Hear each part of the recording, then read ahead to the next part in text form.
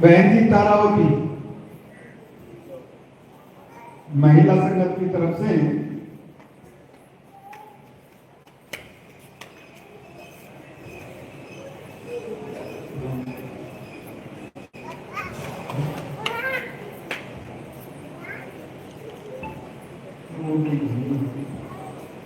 मनोरी बहन जी,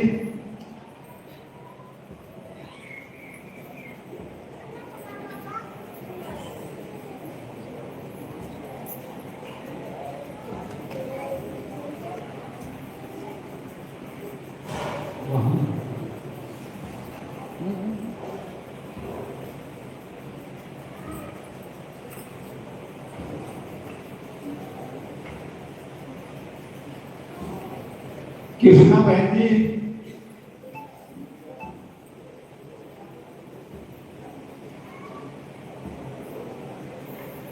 भोगड़ी बहन जी,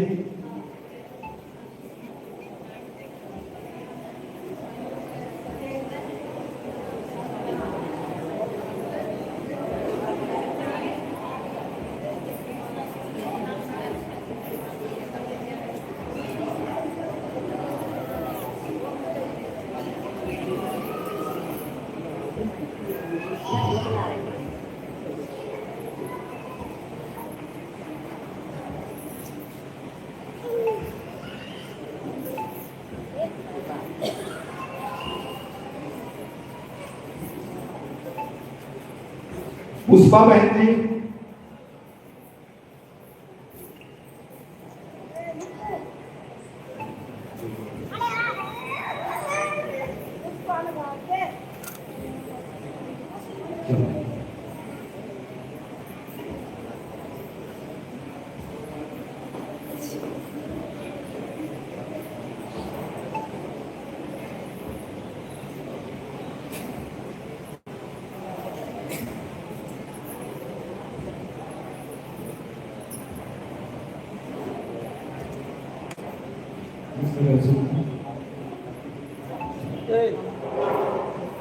अब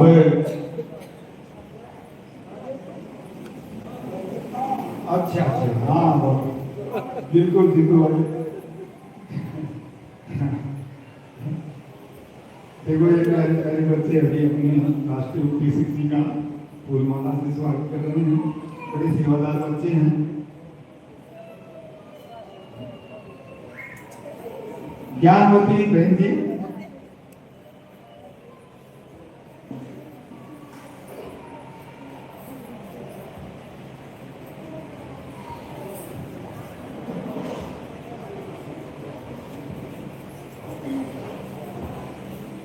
सरवती बहन जी,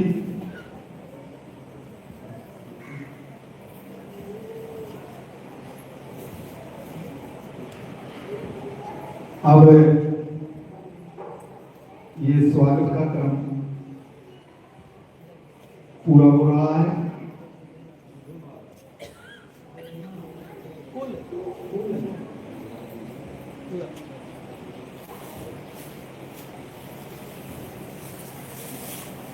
ग्रामवासियों, आज आपके बीच में बाबा जय गुरुदेव जी महाराज के परम भक्त जय गुरुदेव धर्म प्रचारक संस्था मथुरा के राष्ट्रीय उपदेशक जी विभिन्न प्रांतों से होते हुए, हरियाणा के कई जिलों से होते हुए आपके यहाँ झज्जर जिले में कोयलपुर गांव में संदेश देने के लिए मंच पर विराजमान। ग्रामवासियों, पहले तो हम तुमको ये बता देना चाहते हैं कि ये संदेश आपके गांव में नहीं, जय गुरुदेव धर्म प्रचारक संस्था मथुरा के द्वारा पूरे हिंदुस्तान में गांव गांव शहरों शहरों में संदेश दिया जा रहा है। संदेश क्या है वो अब आप लोगों को यहां बड़े विस्तार से सुनने को मिलेगा। हमारे राष्ट्रीय उपदेशक जी 114 दिन का ये काफिला लेकर के निकले हुए हैं। कई प्रांतों में जाएंगे। बराबर परम पूज्य बाबा जय गुरुदेव जी महाराज का दिव्य अलौकिक आध्यात्मिक संदेश, सत्संग, प्रवचन, शाकाहार सदाचार का संदेश, मानवता का संदेश, एक अच्छे समाज के निर्माण का संदेश बराबर इस पहाड़ भूमि पर दे रहे हैं। आज आप लोगों को इसका अवसर मिल गया। भाई सोराम जी ने और भाई सुनील जी ने इस कार्यक्रम की व्यवस्था किया। इन्होंने कार्यक्रम लिया और इनके माध्यम से ही आप लोगों को, ग्रामवासियों को ये समय मिल रहा है। हमारे पूज्य महाराज जी, परम पूज्य बाबा जय गुरुदेव जी महाराज के उत्तराधिकारी, वो भी 122 दिन का काफिला लेकर के उत्तर प्रदेश में चल रहे हैं। तो अब आप लोगों को ये सोचना पड़ेगा और आगे एक समय आ रहा है, उस पर आप लोग बड़ी गहनता से विचार भी करेंगे कि आखिर ये संस्था इतनी बड़ी मेहनत कर रही है, क्यों कर रही है, क्या कारण है। वो सब संदेश आप लोगों को यहां सुनने को मिलेगा। आपके सामने जो टाट पोरा में मंच पर बैठे हुए, ये अपनी मर्जी से आपके गांव में नहीं आई। पूज्य महाराज जी ने कहा कि मैं तो उत्तर प्रदेश देख रहा हूं, आप जो है कि देश के विभिन्न प्रांतों में जाकर के प्रेमियों को संदेश सुनाते रहो, भारत की जनता को संदेश देते रहो। और परम पूज्य स्वामी जी महाराज ने अपने सामने इनको मंच पर बुलाकर कहा था कि मेरा ये संदेश मेरी मन से बराबर भारत की जनता को देते रहना। प्रेमियों, बहुत बड़ा राज और रहस्य इन बातों में छिपा हुआ है। इसलिए हम अपने राष्ट्रीय उपदेशक जी से प्रार्थना करते हैं कि जो संदेश लेकर के आए हैं, पूज्य महाराज जी का आदेश निर्देश है, उस संदेश को सुनाने और समझाने की कृपा करेंगे। जय गुरुदेव। माननीय उपदेशक जी।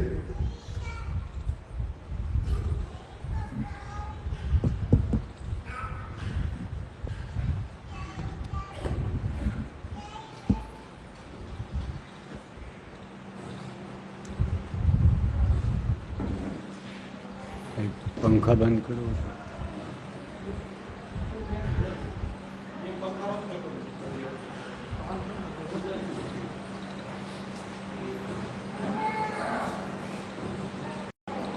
आप सभी लोग प्रेम से परम पिता परमेश्वर, कुल मालिक महाप्रभु के पावन नाम को याद करें। जय गुरुदेव। जय गुरुदेव।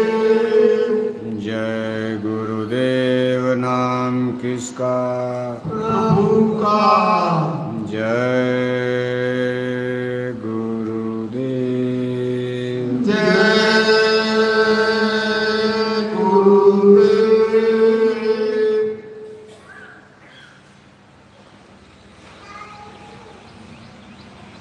परम पूज्य स्वामी जी महाराज हमारी संस्था के प्रमुख, संस्थाध्यक्ष, वक्त के सदगुरु पूज्य हुजूर महाराज जी आज के इस सत्संग समारोह में भाग ले रहे सभी सम्मानित सत्संग धर्म प्रेमी भाई बहनों, प्यारे बच्चों,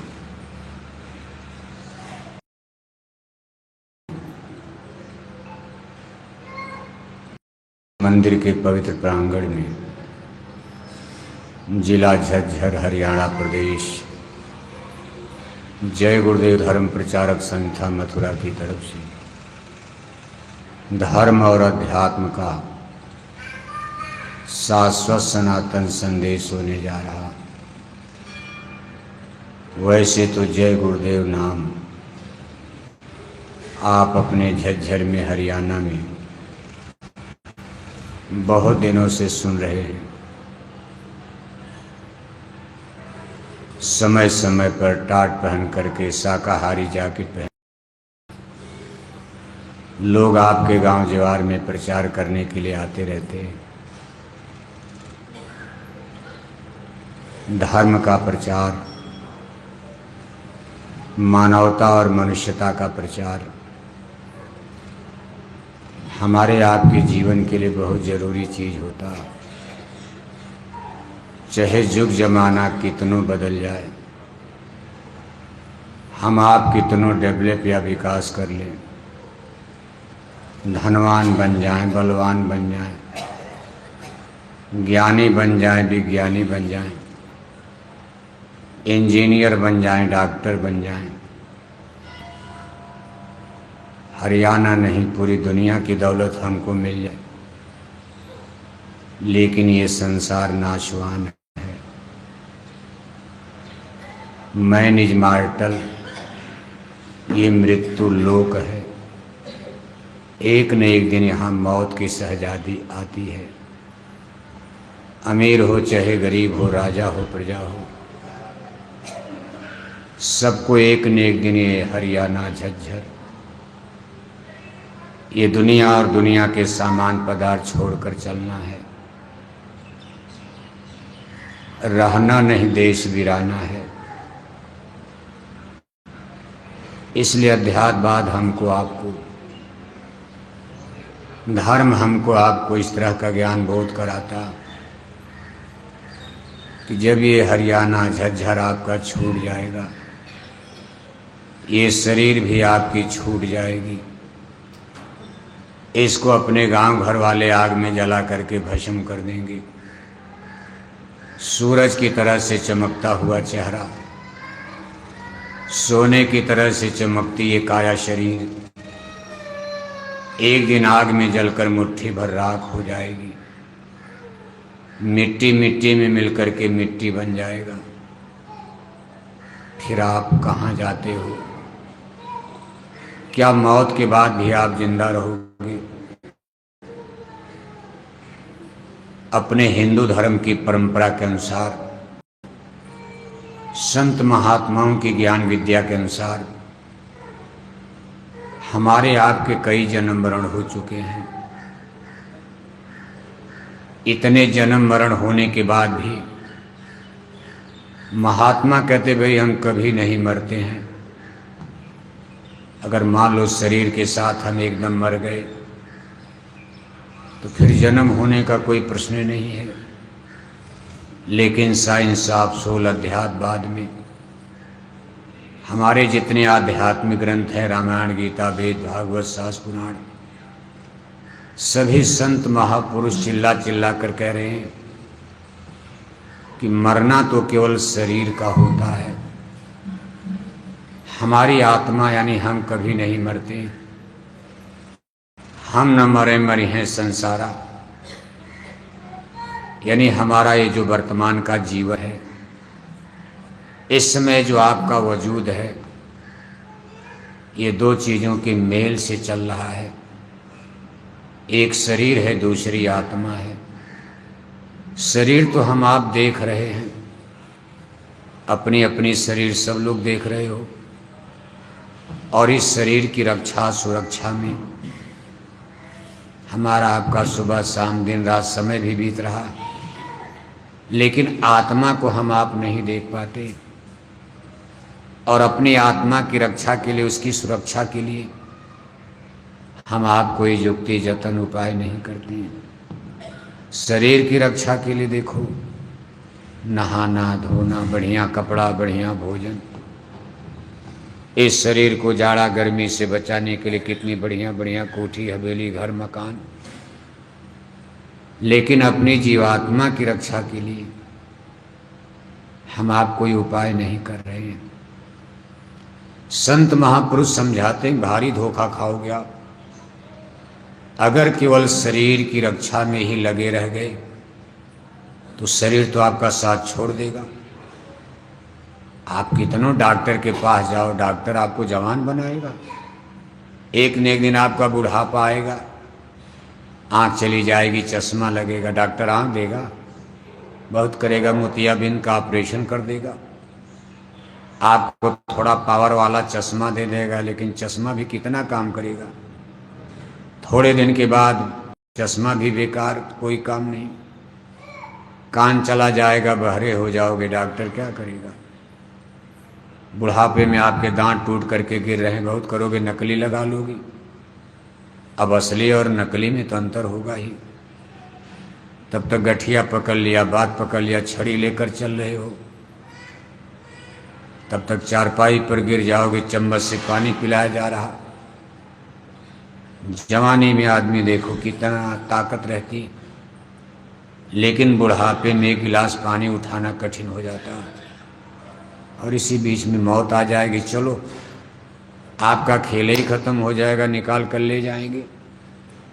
अब निकाल करके आपको कहाँ ले जाएंगे, इसके बारे में कुछ जानकारी तो कर लो आप। बस खाते पीते सोते, मान लो ठीक है, इस संसार में पढ़ाई लिखाई धन दौलत, इंजीनियर बनो, डॉक्टर बनो, टीचर बनो, ट्यूटर बनो, मास्टर बनो, जज बनो, वकील बनो, आपका एक प्रेजेंट लाइफ का स्तर तो ऊंचा हो जाएगा, लेकिन ये परमानेंट नहीं है। चाहे मुख्यमंत्री बन जाओ, चाहे प्रधानमंत्री बन जाओ, इस बात पर भी विचार करो कि एक दिन आपको चलना है, रहना नहीं, देश वीराना है। ये हरियाणा किसी का नहीं है, झज्जर किसी का नहीं है, कोयलपुर गांव आपका नहीं है, यहाँ की खेती, यहाँ का दुकान दफ्तर आपका नहीं, एक कोठी हवेली, पर्वत पहाड़, बाग बगीचे आपके नहीं हैं, बेटा बेटी नाती पोता रिश्तेदार आपके नहीं, थोड़े दिन का रिश्ता है। जब चलोगे तो कहाँ जाओगे आप? वैसे हमारे हिंदू धर्म की परंपरा है, मुसलमानों की अलग परंपरा। चूँकि यहाँ सब लोग हिंदू धर्म को मानने वाले बैठे हो, हिंदू धर्म की परंपरा के अनुसार जब हिंदू धर्म में कोई मरता है कि मान लिया जाता है कि कहाँ चले गए, स्वर्ग चले गए। कहाँ चले गए?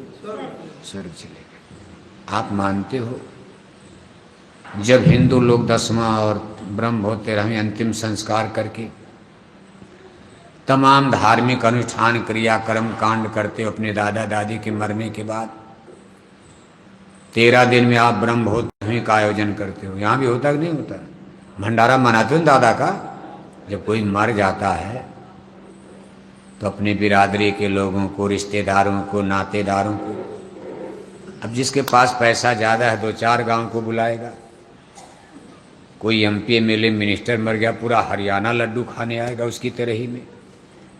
और कोई गरीब आदमी मरेगा, पैसे की कमी है, तो अपना टोला मोहल्ला में ही 200-400 लोगों को लड्डू पूरी खिलाकर। जब पैसा नहीं है तो पूरा हरियाणा लड्डू कैसे खाएगा? अपने अपने जेब की ताकत, जो जैसे जेब में जितना पैसा, उसी अनुसार लोग अपने अपने बाप दादों की ब्रह्मोत्सव 13वीं का भंडारा मनाते हैं और अपने गांव जवार रिश्तेदारों को एक नोटिस और सूचना लिखकर भेजी जाती है। आप क्या सूचना देते हो कि हमारे पूजनी दादाजी का क्या हो गया? क्या हो गया? जोर से बोलो। हाँ, समझ में आ रहा है नहीं आ रहा? अब हरियाणा वाली हिंदी कुछ और होती है, राजस्थान की है तो सब हिंदी भाषा, लेकिन कुछ भाषा समझ में नहीं आती, दिक्कत होती, लेकिन थोड़ा बहुत तो जान रहे हो आप। यानी आप 13ही में चिट्ठी नोटिस भेजते हो सबको, सूचना पूरे गांव में, जवार में, रिश्तेदारों को कि हमारे पूजनी दादाजी का क्या हो गया? स्वर्गवास। दादी मर गई, क्या हो गया? पिताजी मर गए, क्या हो गया? माताजी मर गई, क्या हो गया? पूरे झज्जर का क्या हो गया? पूरे हरियाणा का क्या हो गया? पूरे भारतवर्ष का क्या हो गया? सब स्वर्ग। तब तो भगवान का नरक खाली पड़ा होगा।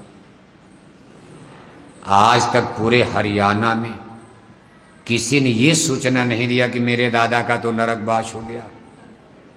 सब लोग स्वर्ग का ही गाना गाते हो, परेशान होंगे कि मैंने नरक बेकार बना दिया, कोई आ ही नहीं रहा, सब स्वर्ग जा रहे हैं। दादा 2 कुंतल मछली खाकर मर गए, उनकी भी तिरही में चिट्ठी लिख दिया, इनका भी क्या हो गया। दादा सारी जिंदगी झज्झर में शराब पी पी कर मर गए। शराब के नशे में कितनी बहन बेटियों की इज्जत की ख्वारी कर दिया, उनकी भी तिरही में चिट्ठी लिख दिया, उनका भी क्या हो गया। बताओ आप, ये भी स्वर्ग, ये भी स्वर्ग, ये भी स्वर्ग। अच्छे भी स्वर्ग चले गए, बुरे भी स्वर्ग चले गए, धर्मी भी स्वर्ग चले गए, अधर्मी भी स्वर्ग चले गए। तब फिर पूजा पाठ करने की क्या जरूरत है। इस सत्संग में पैसा खर्च करने की क्या जरूरत है। क्या जरूरत रामायण पढ़ने की, क्या जरूरत की गीता पढ़ने की, क्या जरूरत तपस्या करने की। हमारे ऋषि मुनि पागल थे। स्वर्ग वैकुंठ को पाने के लिए जंगल में हड्डी गला डाली। चित्तौड़ की महारानी मीरा ने राजपाट त्याग दिया। सहजोबाई देखो, शादी के दिन शादी होने जा रही, पैरों में महावर लगी, लेकिन सब छोड़ करके चली गई गुरु चरण जी के पास। क्या ये लोग बुद्धू पागल थे। वो भी कह देते हमारी तिरही में चिट्ठी लिख देना, स्वर्ग का पट्टा कर देना, टिकट दे देना, हम भी चले जाएंगे। हम लोग कितना बड़ा धोखा खा रहे हैं। कोई स्वर्ग नहीं जा रहा। ईश्वर भगवान का जो निचली कॉन्स्टिट्यूशन कानून बना है, उसको आप जानने की कोशिश करो। संत महात्मा समझाते हैं ये संसार की इंटेलेक्चुअल बौद्धिक विद्या नहीं है। बौद्धिक विद्या के लिए तो स्कूल कॉलेज यूनिवर्सिटी खुला ही है। आपने भी स्कूल कॉलेज में पढ़ा होगा। अब आपके बच्चे बच्ची स्कूल कॉलेज यूनिवर्सिटी में हिंदी, अंग्रेजी, geography, history, physics, chemistry, math, algebra सब कुछ पढ़ करके इंजीनियर, डॉक्टर, मास्टर बन रहे हैं। लेकिन वो ज्ञान विद्या केवल शरीर की रक्षा करेगी। पैसा हो जाएगा, कोठी बढ़िया बढ़िया बनेगी। मान लो कोई झज्झर का सबसे बड़ा इंजीनियर बन जाएगा, मुक्ति मिल जाएगी। अरे बहुत होगा 2-4 कोठी बनवा लेगा, पैसा ज़्यादा रहेगा। एक गांव में बनवाएगा, पैसा और आ जाएगा। इंजीनियर डॉक्टर के पास तो झज्झर में बनवा लेगा। और ज़्यादा पैसा आएगा तो जा करके एक भिवानी में बनवा देगा। और ज़्यादा दौलत आएगी तो दिल्ली और चंडीगढ़ में बनवा देगा। और तब तक तो मर ही जाएगा। 2-3 कोठी बनवाते बनवाते तो राम नाम। कै कोठी बनवाओगे जिंदगी। 1 घर, 2 घर, 3 घर, 3-4 कोठी बनाते बनाते राम नाम, और कह देंगे बस यहाँ की कोठी छूट गई। कहाँ जाता है जी। देखो संत क्या कह रहे हैं, मौत के बाद जीवों को कहाँ ले जाया जाता है। हमारी आपकी बात बिल्कुल गलत है, झूठा आप नारा लगाते हो। दादा का स्वर्गवास हो गया। महापुरुष कहते हैं कि यमपुर जाए जीव पछताएं,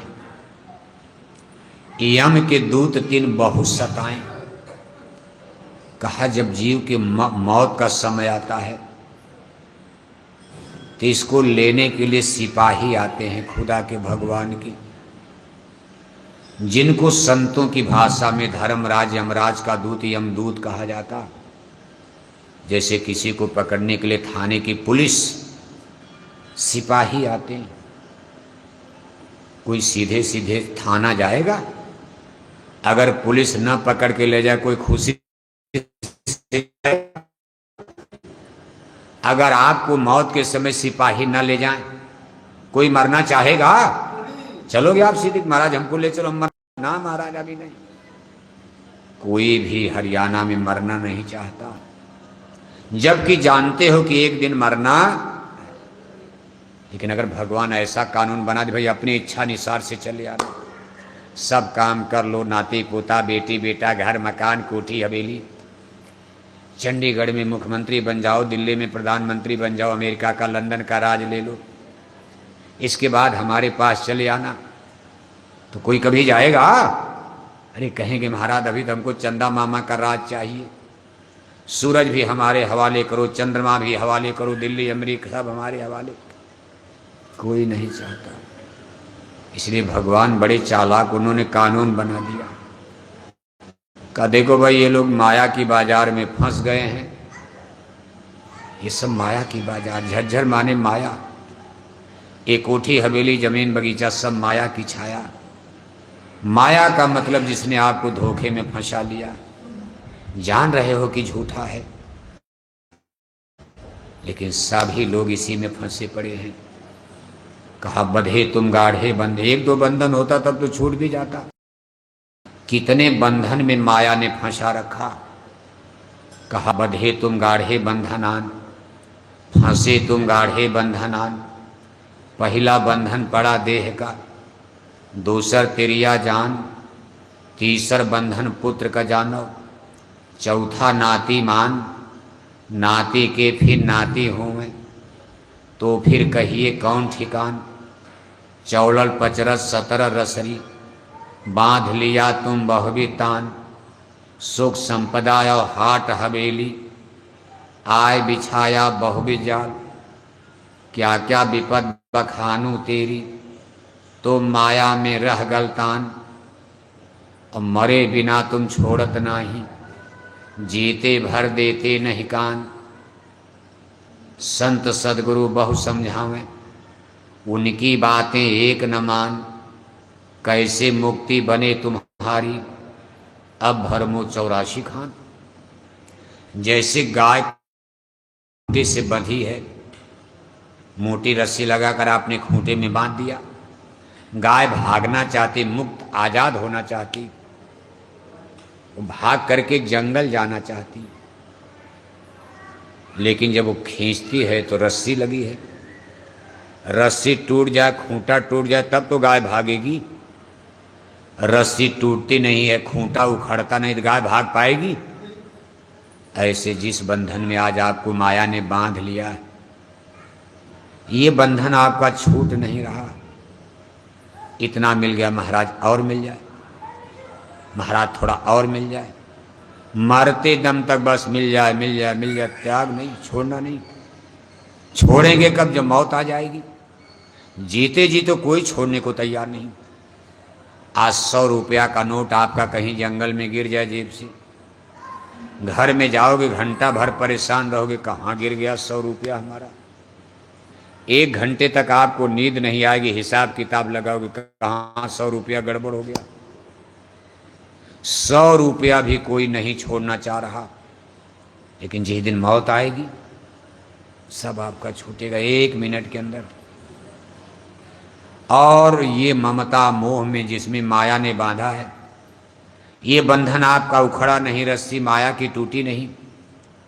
अब मौत के समय उसी चीज की याद आएगी, उसी के लिए रोने। भगवान की याद नहीं आएगी। आप कहोगे महाराज हमको कहाँ ले जा रहे हो, हाय में, तब रोने लगता है, जी रोता है। किसी मरते हुए आदमी को देखो आप, आंखों के किनारे से आंसू टपकता, बोल तो नहीं पाते। मौत के सिपाही जान रूपी ट्रांजिस्टर को बंद कर देते, जबान बंद कर देते हैं, नहीं तो इतना जीव रोएगा कि पूरा मोहल्ला गांव में हल्ला मच जाएगा। मरते समय इतना दर्द होता। इसी अलवर जिले की महात्मा हुई हैं सहजो बाई, उन्होंने लिखा है कि सहजो मौत आइया, अंग अंग दिया तोड़, हिया जरे छाती फटे उठे पीर घनघोर।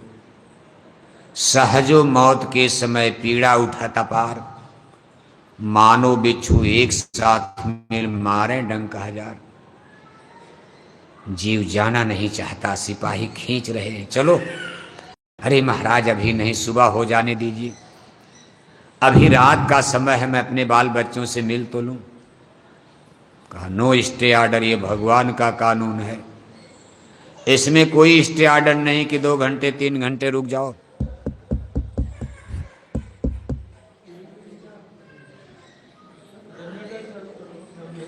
जनरेटर है? कहा भाई इसमें आपको अभी चलना, कोई रुकावट नहीं, 1 मिनट की देरी नहीं। जीव नहीं जाना चाहता है। एक कमरे में सो रहा है, आधी रात को नाती पोता घर वाले दूसरे कमरे में, कभी कभी उसी समय लेकर चले जाते। सुबह घर वालों को पता चला कि दादा तो चले गए, जाकर के शरीर को हिलाया डिलाया तो लोग कहते भाई दादा तो मर गए, रात में सोते सोते मर गए। क्यों मर गए? कोई कहता हार्ट अटैक हो गया। कहा भाई हार्ट अटैक हो चिल्लाना चाहिए था, हम लोग इनको अस्पताल ले जाते डॉक्टर के पास। लेकिन दादा चिल्लाए भी नहीं, मर गए। कहा साइलेंट अटैक आ गया। साइलेंट अटैक एक नई बीमारी चली है, इसमें पता भी नहीं चलेगा और प्राण निकल जाता। साइलेंट अटैक इसको कहते हैं। हार्ट अटैक में तो थोड़ा दर्द होता, आदमी चिल्लाता, 2-4 मिनट समय चलो अस्पताल ले चलो।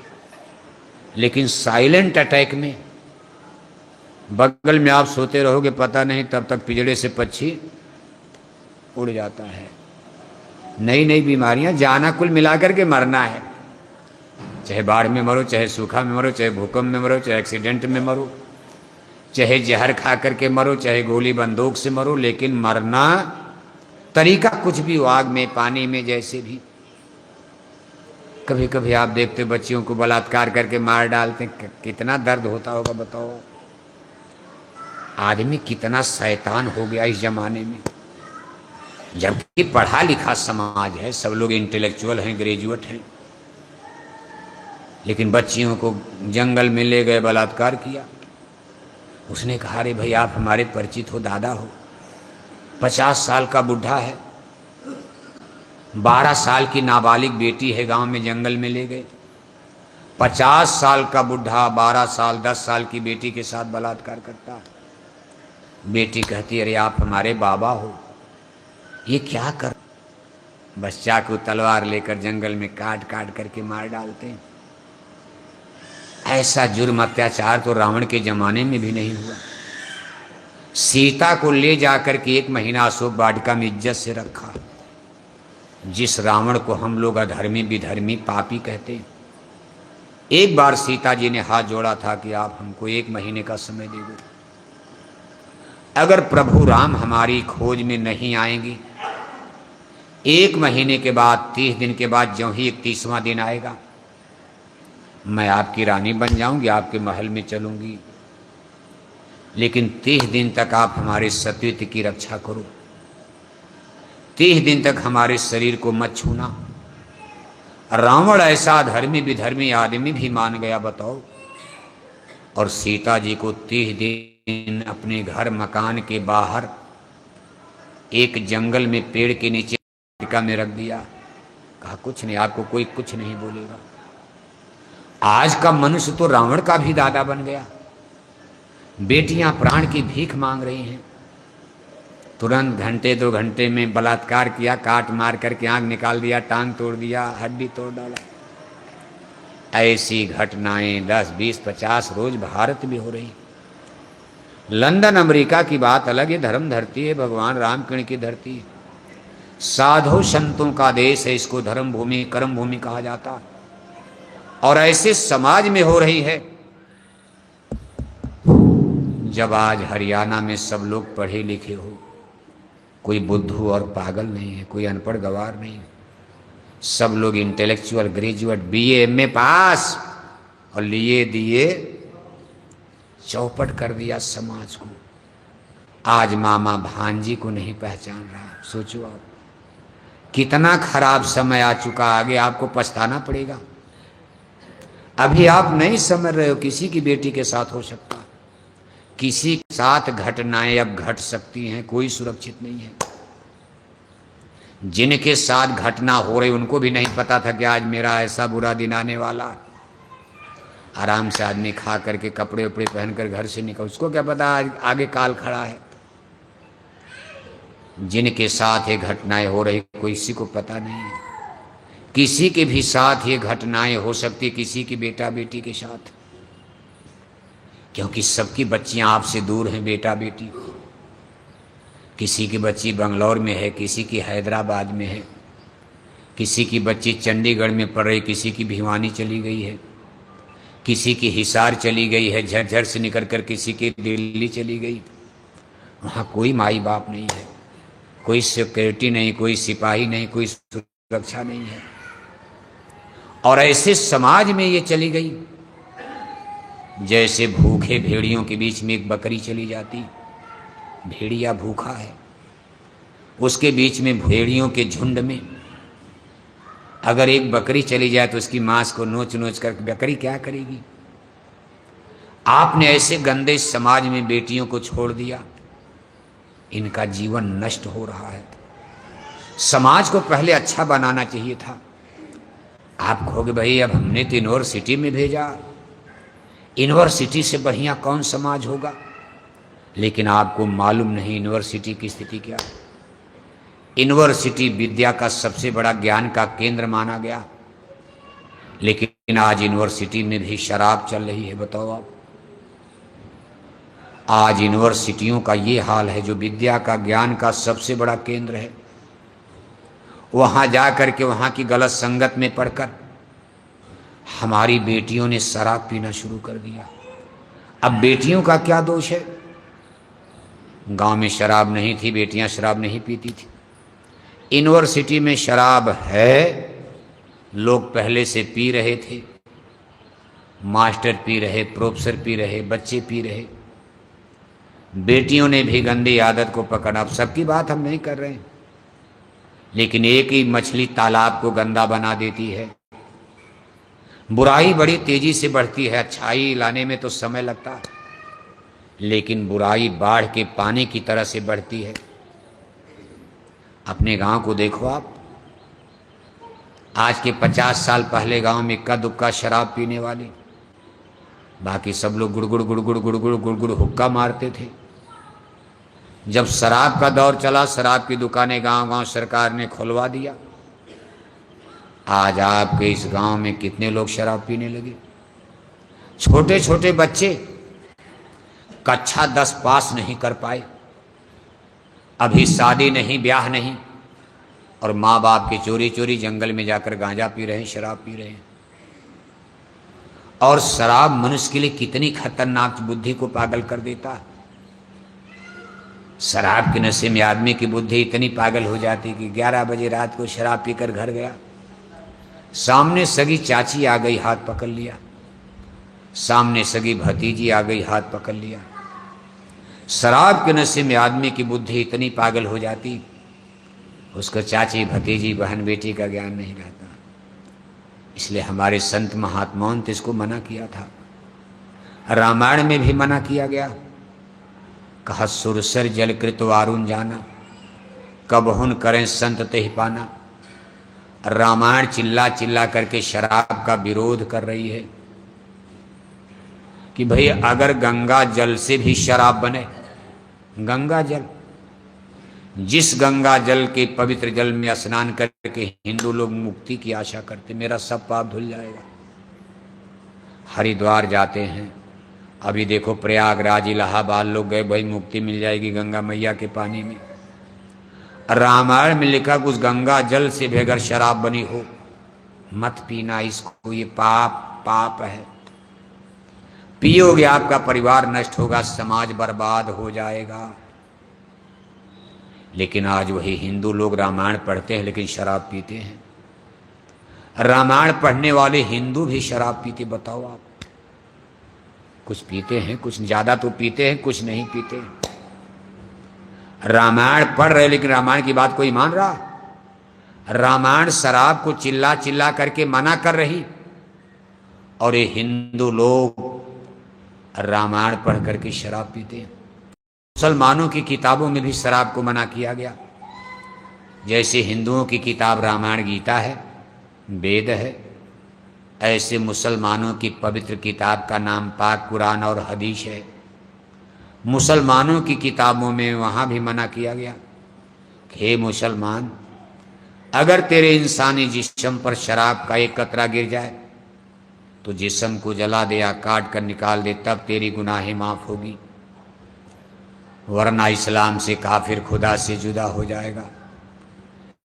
तेरा तौहीद, नमाज, ज़कात, रोजा, हज हरगिज हरगिज कबूल नहीं होगा। वक्त क़यामत यानी मौत के बाद तेरी रूह को, आत्मा को दोजक में, नरकों में डाल दिया जाएगा। जहन्नम में डाल दिया जाएगा। मुसलमान तो मान गए।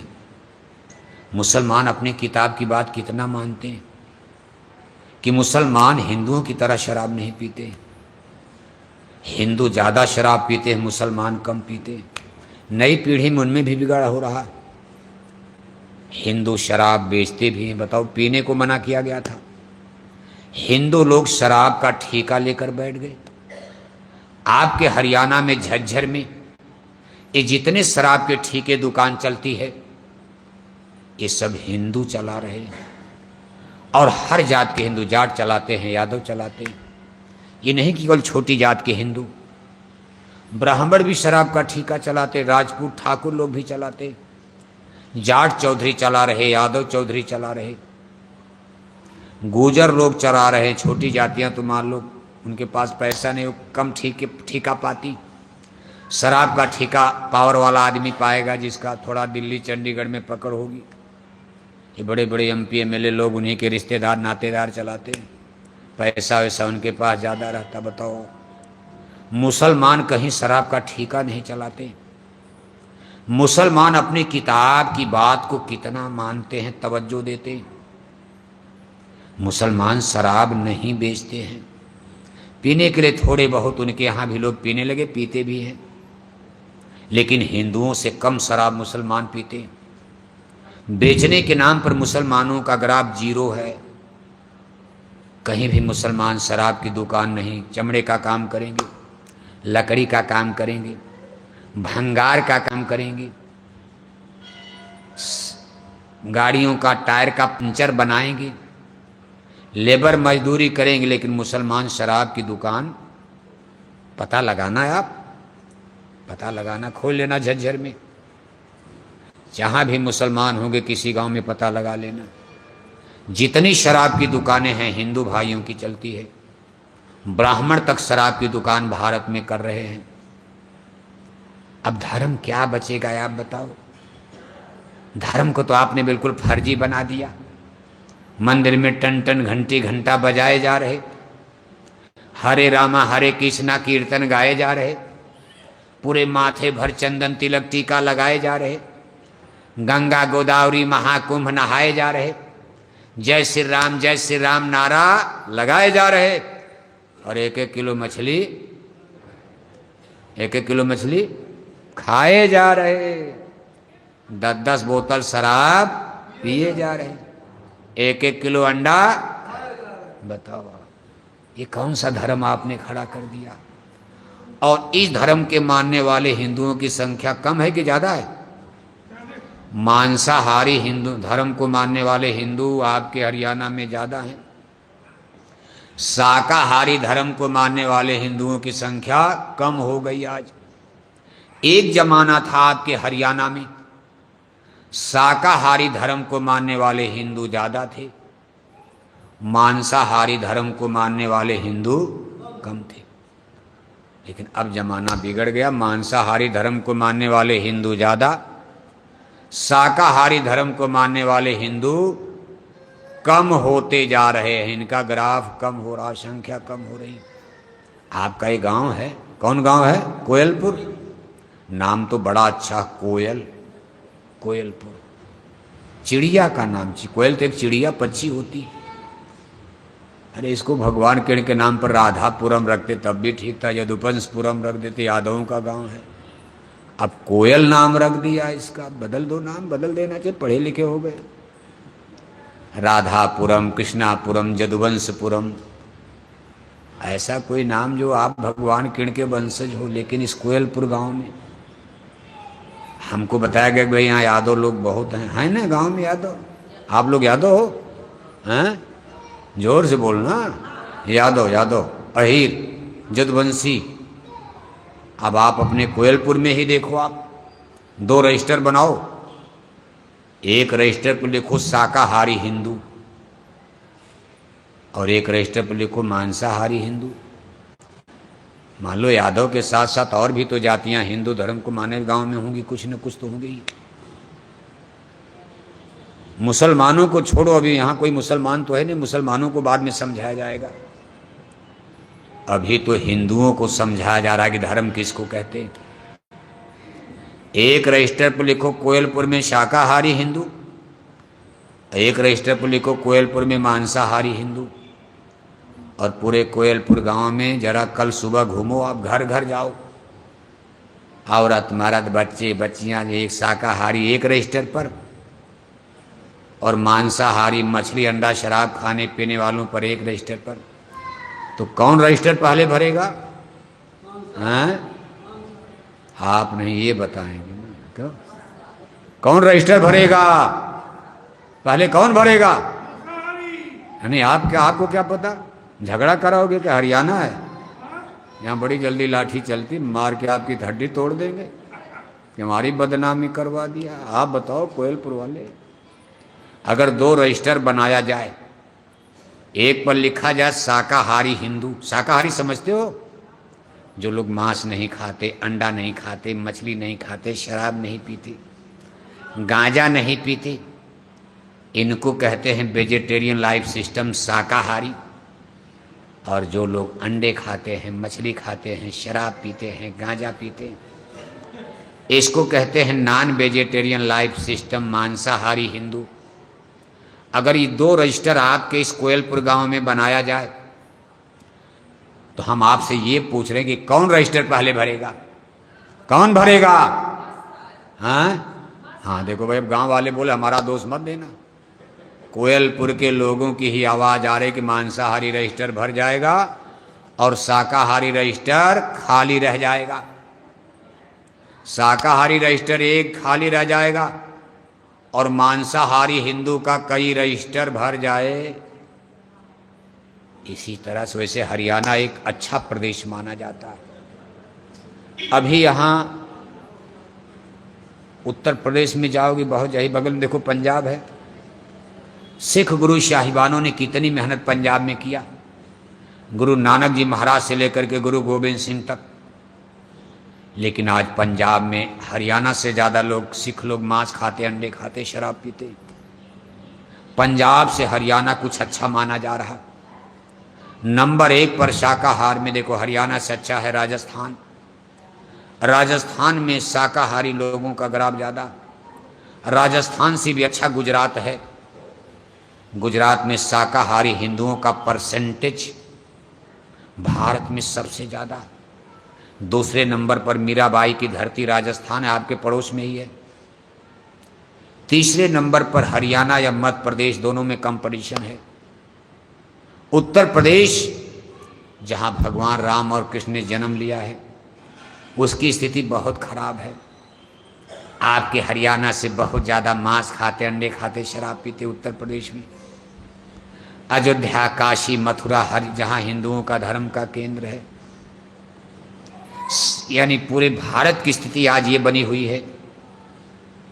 हरियाणा नहीं, जब पूरे भारत को आप देखोगे तो आज 80% हिंदू भारत में मांसाहारी और 20% हिंदू शाकाहारी। मतलब एक हिंदू भारत में शाकाहारी तो सामने 4 हिंदू मांसाहारी। जितने हिंदू भारत में शाकाहारी, उसका 4 गुना हिंदू भारत में मांसाहारी हो चुके। 4 गुना। बताओ धर्म क्या बचेगा? फिर बेटियों की इज्जत क्या बची? ये जो घटनाएं हो रही, पता लगेगा तो सब शराब पीकर होता है। बलात्कार जो पकड़ते हैं लोग शराब पीकर, जंगल में बलात्कार करते हैं। शराब के नशे में बुद्धि काम करती नहीं, चाकू तलवार से आंख निकालेंगे, टांग तोड़ेंगे, मार डालेंगे। कहने के लिए तो कहा जाता है भाई प्रेम है, प्रेम है, प्रेम है। प्रेम है ये भूखे भेड़ियों की हविष है, इसको प्रेम नहीं कहा जा सकता। इसी दाव में बेटियां फंस जाती हैं। यूनिवर्सिटी कॉलेज में जाती हैं, किसी की 11-11 बजे रात तक शराब पीती हैं। किसी हाथ में हाथ डाल करके नंगा नाच आधी रात तक नाचती। वहां कोई माई बाप तो है नहीं, कौन देख रहा? अगर किसी ने देख लिया, कहा बेटी कल तुम किसके साथ मोटरसाइकिल पर घूम रही थी शहर में, किसके साथ तुम डांस कर रही थी, नाच रही थी, तो बेटियां कहती दादा घबराने की बात नहीं, मेरा बॉयफ्रेंड है। क्या है? एक नया शब्द ला दिया अंग्रेजी। वो दादा तो अंग्रेजी आती नहीं, दादा क्या जाने बॉयफ्रेंड क्या होता। बेटियां कहती हैं कि दादा घबराओ मत, कोई खतरा नहीं है, ये मेरा बॉयफ्रेंड है। कहाँ का रहने वाला है? कहा कुछ नहीं पता। जाति? कहा कुछ नहीं पता। इसका धर्म क्या है? कहा कुछ नहीं पता। कहा कैसे बना लिया बॉयफ्रेंड? अरे कहा मेरे क्लास में पढ़ता है, स्टूडेंट है, मेरे साथ साथ पढ़ता है। बेटों से पूछा जाता कि बेटा तुम पढ़ने गए, वहां नाचना किसके साथ नाच रहे थे? किस लड़की को लेकर के तुम शहर में मोटरसाइकिल कार में घूम रहे थे? बेटा कहता दादा घबराओ मत, वो मेरी गर्लफ्रेंड है। क्या है? गर्लफ्रेंड है। ये क्या बना दिया भारत में आपने? लंदन अमेरिका है। सती सावित्री सीता अनसुईया कर्णावती दुर्गावती की धरती पर, रामायण गीता साधु संतों के देश में इसको लंदन अमेरिका बनाना चाहते हो। और महीना 2 महीना बीतता, कोई बहला फुसला करके धोखा दे करके बेटी को जंगल में लेकर भाग जाता। माँ बाप को चिंता होती, बेटी तो यूनिवर्सिटी से गायब हो गई। पुलिस में रिपोर्ट कराई जाती है। महीना 2 महीना पुलिस खोजती है। घर वालों की नींद हराम, माँ बाप परेशान हैं। बेटियां मिलती नहीं है, गुम हो गई। 10-20 दिन हो गया। महीने 2 महीने के बाद बेटी की कटी पटी मुर्दा लाश जंगल में कहीं पेड़ के नीचे, नहर के किनारे, नदी के किनारे, जंगल में, सड़क के किनारे, यहां तक कि कभी कभी दिल्ली की सड़क पर, जहां भारत की 17 लाख की मिलिट्री पावर लेकर भारत के प्रधानमंत्री राष्ट्रपति बैठे हैं, वहां भी बेटियों की कटी पटी मुर्दा लाश प्रधानमंत्री राष्ट्रपति की कोठी के पीछे दिल्ली में मिलती है।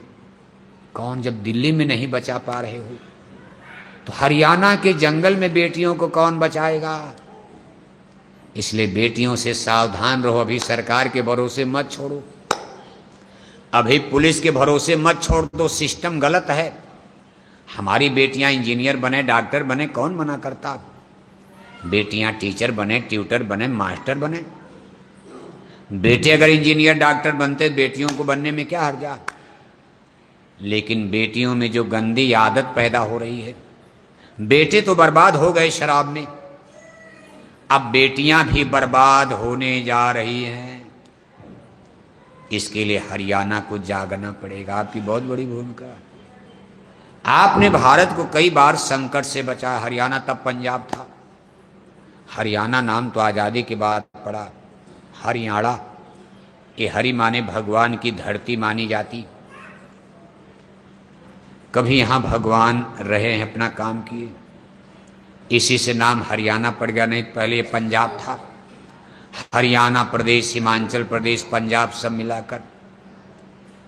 अंग्रेज जब जाने लगे तो पंजाब का 2 भाग हो गया, एक पाकिस्तान में चला गया, एक भारत में। भारत वाले पंजाब को पूर्वी पंजाब, पाकिस्तान वाले पंजाब को पश्चिमी पंजाब, क्योंकि वो पश्चिम में था, ये पंजाब पूरब में था। आज़ादी के बाद पंजाब का 3 भाग हो गया। एक भाग को हिमाचल कहा गया, एक को हरियाणा कहा गया, एक पंजाब है ही है आपका। पंजाब 3 भाग में बढ़ गया, 3 मुख्यमंत्री हो गए।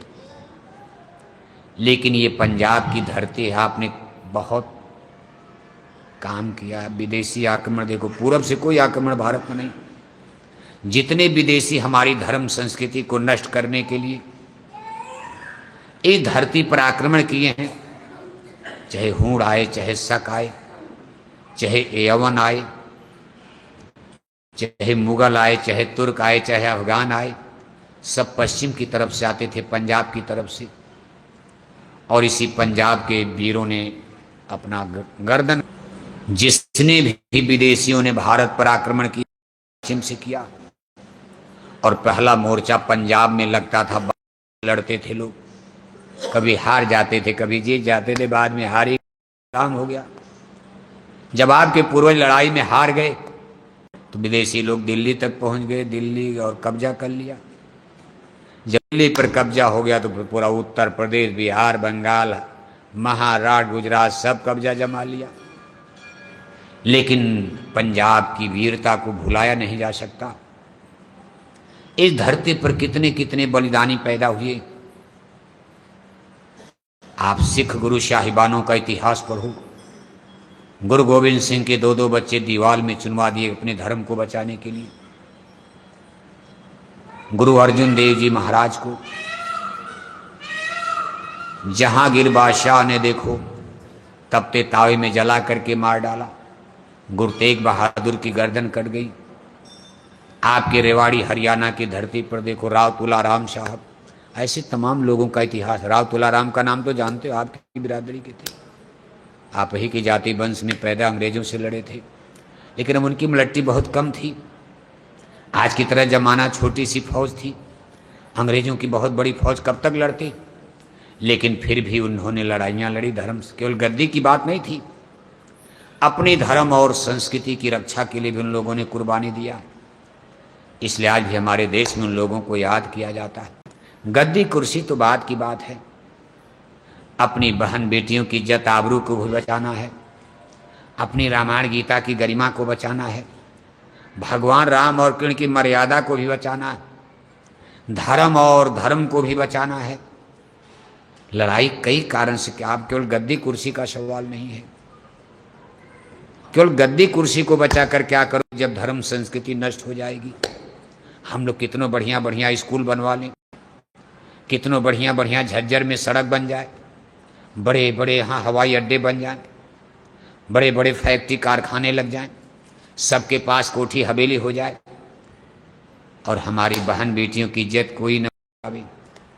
बहन बेटियों की इज्जत लूटने लगे कोई, कि कोठी हवेली सड़क स्कूल अस्पताल लेकर चाटोगे आप।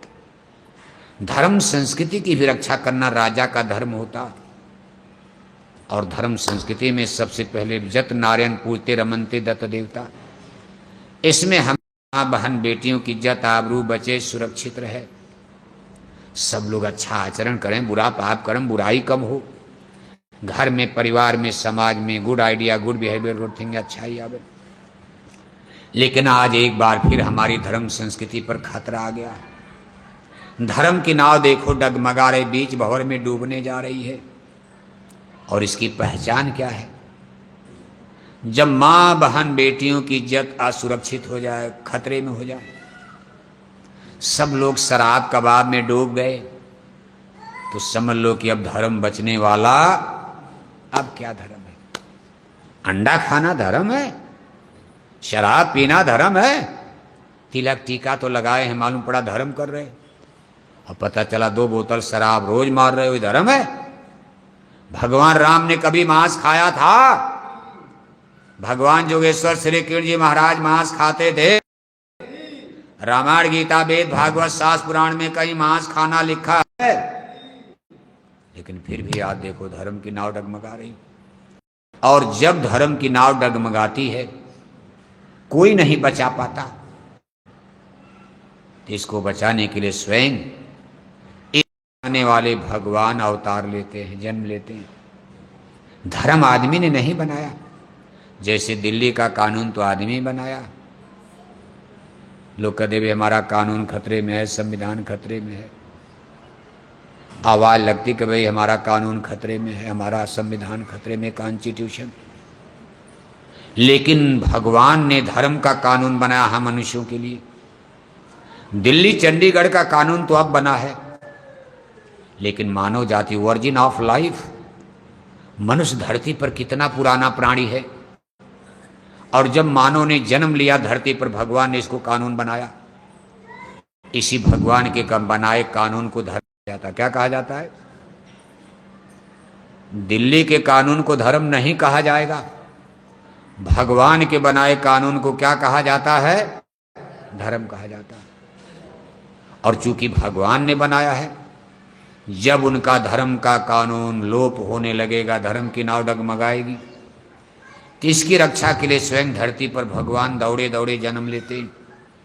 आप रामायण पढ़ते हो, रामायण में लिखा है, वैसे कुछ लोग तो रामायण मानते भी नहीं। हिंदू धर्म में देखो छोटी जाति जिनको शेड्यूल, जिनको आप दलित कह दो, लोग तो रामायण विरोध रखा है, रामायण खत्म करो। लेकिन फिर भी आज हरियाणा में बहुत बड़ी आबादी रामायण को तो मानते हो। आप रामायण मान रहे हो तो राम को भी मान रहे हो, मानना भी चाहिए। राम और कृष्ण को गाली देकर आपको क्या मिलेगा? अरे उनका भी सम्मान करो, इनका भी सम्मान करो। अब आप इनका सम्मान करोगे, राम कृष्ण को गाली दोगे, गांधी महात्मा को गाली दोगे। उन लोगों ने अपनी अपनी ड्यूटी बजाया जो उस समय का समय था। उनसे हमको कुछ सीखना चाहिए, गाली देना चाहिए। लेकिन आज हिंदू धर्म में ही तमाम लोग देखो कहते रामायण जला दो, राम गलत थे, ये थे, वो थे, तमाम बात नहीं जानते। विशेषकर नेता लीडर पढ़े लिखे लोग इसमें आते। लेकिन हरियाणा की बहुत बड़ी आबादी रामायण गीता को मान रही, आज हमारे मानना भी चाहिए। रामायण में लिखा है कि जब जब हुई धर्म की हानि, बाढ़ें असुर महाअभिमानी, करें अनीति जाय ना बरनी, सीधे विप्रधेन सुधरनी, बाढ़ें खल बहु चोर जुआरा, जे लंपट पर धन पर दारा, मानई मात पिता नहीं देवा, साधुन ते करवावें शिवा, करें मोह बह द्रोह परावा, राम कथा सत्संग न भावा, जिनके यहया चरण भवानी, ते निश्चर समझानो प्राणी, तब तब धर प्रभ मनुष्य शरीरा, हरें कृपा निसज्जन पीरा, असुर मारि था पंशुरई राखें नुसृत, जग विस्तार ही विसज्जस राम जन्म का हित। कहा भगवान राम के जन्म लेने का कारण, भगवान ने धरती पर जन्म लिया, लाखों बरस पहले की कहानी है। अब कथा इतनी पुरानी है कि कुछ लोग सही मानते हैं, कुछ लोग गलत मानते हैं। खैर सही मानकर चलने में हम लोगों का भला है। राम की कहानी को, कृष्ण की कहानी को सही मानकर चलोगे तो हमको आपको कुछ लाभ मिल जाएगा। केवल नेताओं की बात मानकर चलोगे तो बर्बादी ही बर्बाद, इसी तरह बेटियां मरेंगी। थोड़ा राम कृष्ण की भी बात को माना करो, रामायण गीता भी पढ़ा करो। कुछ नहीं समझ में आ रहा छोड़ दो, लेकिन कुछ तो शिक्षा मिलेगी। रामायण गीता में कोई गलत तो लिखा नहीं, दो चार चौपाई नहीं समझ उसको छोड़ दो, लेकिन उसमें जो अच्छा है इसको ग्रहण करो। कभी धरती पर लाखों बरस पहले धर्म की नाव डगमगा रही, एक इतिहास मिल रहा है। धरती पर लाखों बरस पहले धर्म की नाव डगमगा, मालूम पड़ा धर्म डूब जाएगा। आज ही नहीं, कई बार ये हो चुकी है। पहला प्रमाण मिलता है कि लाखों बरस पहले त्रेता युग उसको कहा जाता। टाइम पीरियड कालखंड 4 भागों में बटा है, सतयुग, त्रेता, द्वापर और कलयुग। सतयुग की उम्र 17,28,000 बरस, त्रेता 12,96,000 बरस, द्वापर 8,64,000 बरस, कलयुग 4,32,000 बरस। 4,32,000 बरस में भी 5,000 से करीब बीता है। अभी बहुत दिन कलयुग चलेगा। 4,32,000 बरस। त्रेता युग में एक बार धर्म की नाव लड़खड़ाने लगी, मालूम पड़ा डूब जा, खत्म हो जाएगा धर्म धरती से। उस समय इतिहास मिलता है कि भगवान ने धरती पर जन्म लिया। कहा व्यापक ब्रह्म निरंजन, निर्गुण विगत विनोद, सुयज भक्ति प्रेम बस, कौशल्या की गोद। राजा दशरथ और कौशल्या की गोद में सरजू नदी के पावन तट पर अयोध्या में, अवधपुरी में ब्रह्म निरंजन यानी भगवान ने, ईश्वर ने अवतार लिया, जन्म लिया। जिस समय भगवान ने धरती पर जन्म लिया, धर्म के लिए खतरा बताया गया है। लेकिन धर्म के लिए खतरा किससे था? जिस समय भगवान राम ने जन्म लिया उस समय धर्म के लिए खतरा किससे था? हैं? दशहरा मनाते हो नहीं मनाते हो? हरियाणा में दशहरा रावण का पुतला जलाते हो? हैं? राम ने किसको मारा? किसको मारा? रावण मुसलमान थे, रावण ईसाई थे, रावण यहूदी थे, रावण पादरी थे, रावण जैनी थे, रावण बुद्धिस्ट थे, रावण सिख थे। रावण के लिए रामायण में लिखा है उत्तम कुल पुलस्त कै नाती, शिव बिरंच पूजय बहु भांति, वेद ज्ञान उत्तम कुल पाया, तापर रावण असुर कहाया। रावण 4 वेदों के प्रकांड पंडित ब्राह्मण, ब्राह्मण कुल में जन्म, कोई मामूली पंडित ब्राह्मण नहीं, 4 वेदों के ज्ञानी भी थे, शिव बिरंच पूजे पुजारी भी थे। विष्णु की तो पूजा नहीं कर, लेकिन ब्रह्मा शंकर की खूब पूजा करते थे। ये अब सबकी पूजा आप भी नहीं करते हो। कोई अष्टांगी देवी की पूजा करता है, कोई शिव की पूजा करता, कोई विष्णु की पूजा, उसको वैष्णव मत। कोई शिव की पूजा करता तो शैव मत। अब इतना देवी देवता पूजते पूजते सबका नाम भूल जाओ, किसकी किसकी पूजा करोगे? आपकी थोड़ी सी जिंदगी है। रावण दो लोगों की पूजा करते, शिव विरंच। शिव माने भगवान शंकर, विरंच माने ब्रह्मा। अब विष्णु की पूजा क्यों नहीं करते थे? उनकी नहीं पड़ती थी या कुछ बात अलग किस्सा है? इतने बड़े प्रकांड पंडित पुजारी, लेकिन वही धर्म के दुश्मन बन गए। भगवान राम उनका काउंटर करेंगे। उनकी सोने की लंका को मिट्टी में मिला दिया। कभी आप विचार करते हो? उस समय तो मुसलमान नहीं थे, उस समय ईसाई यहूदी नहीं थे। धर्म का दुश्मन एक ब्राह्मण ही बन गए। कौन बन गए? रावण। ऐसे विद्वान ब्राह्मण ही धर्म के लिए खतरा पैदा हो गए, और उनके लिए भगवान राम को धरती पर जन्म लेना पड़ा। राम ने रावण को मारा, सोने की लंका को मिटा दिया। क्यों? इस पर कभी सोचते हो? ब्राह्मण भी धर्म का दुश्मन हो सकता, जाट भी धर्म के दुश्मन हो सकते, यादव भी धर्म के दुश्मन हो सकते हैं। केवल मुसलमानों से ही धर्म के लिए खतरा नहीं है, क्योंकि कहानी मिल रही है। प्रभु श्री रामचंद्र जी का धर्म शाकाहारी, और 4 वेद के पंडित राजा रावण का धर्म, हाँ पक्का पक्का पक्का पक्का पकड़ लिया बात। समझ में आ रहा है? प्रभु श्री रामचंद्र जी का धर्म शाकाहारी, और 4 वेद के पंडित राजा रावण का धर्म में 2 भाग हो गया, शाकाहारी और धर्म का फैसला इस पर होता है। अब आप हिंदू मुसलमान की बात सोचते हो। अरे मुसलमान तो बहुत बाद में आए, लेकिन जब शाकाहारी मांसाहारी का कौन जीत गया? कौन जीता? कौन जीत गया? जीतेगा भाई, जीतेगा। शाकाहारी जीतेगा भाई, जीतेगा। शाकाहारी हारेगा भाई, हारेगा। मांसाहारी, जबकि मांसाहारी की गोल तो जबर थी। रावण रथी विरथ रघुवीरा। जब लंका में लड़ाई हुई तो राम के पैर में जूता चप्पल ही नहीं था। बताओ, कोई मलटी में ऐसे जाएगा लड़ने?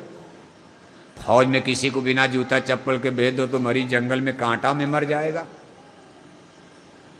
रावण रथी विरथ रघुवीरा। रावण रथ पर, उनकी मलट्टी हाथी घोड़ा पर, और राम अपने सिपाहियों के साथ, हनुमान अंगद सब पैदल पैदल, पैरों में जूता चप्पल भी नहीं।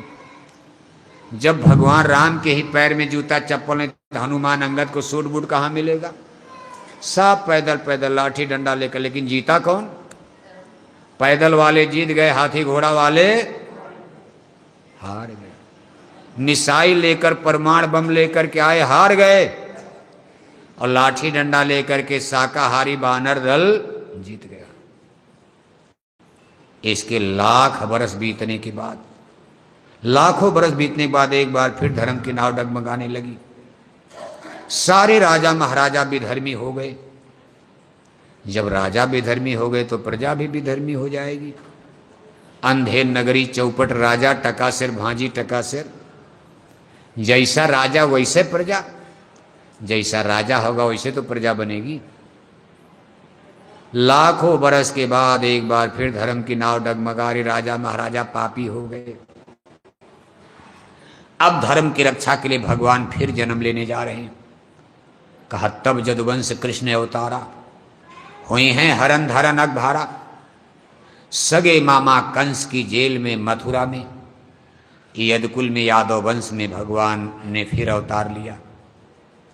तब उनका नाम क्या रखा गया? कान्हा। क्या रखा गया?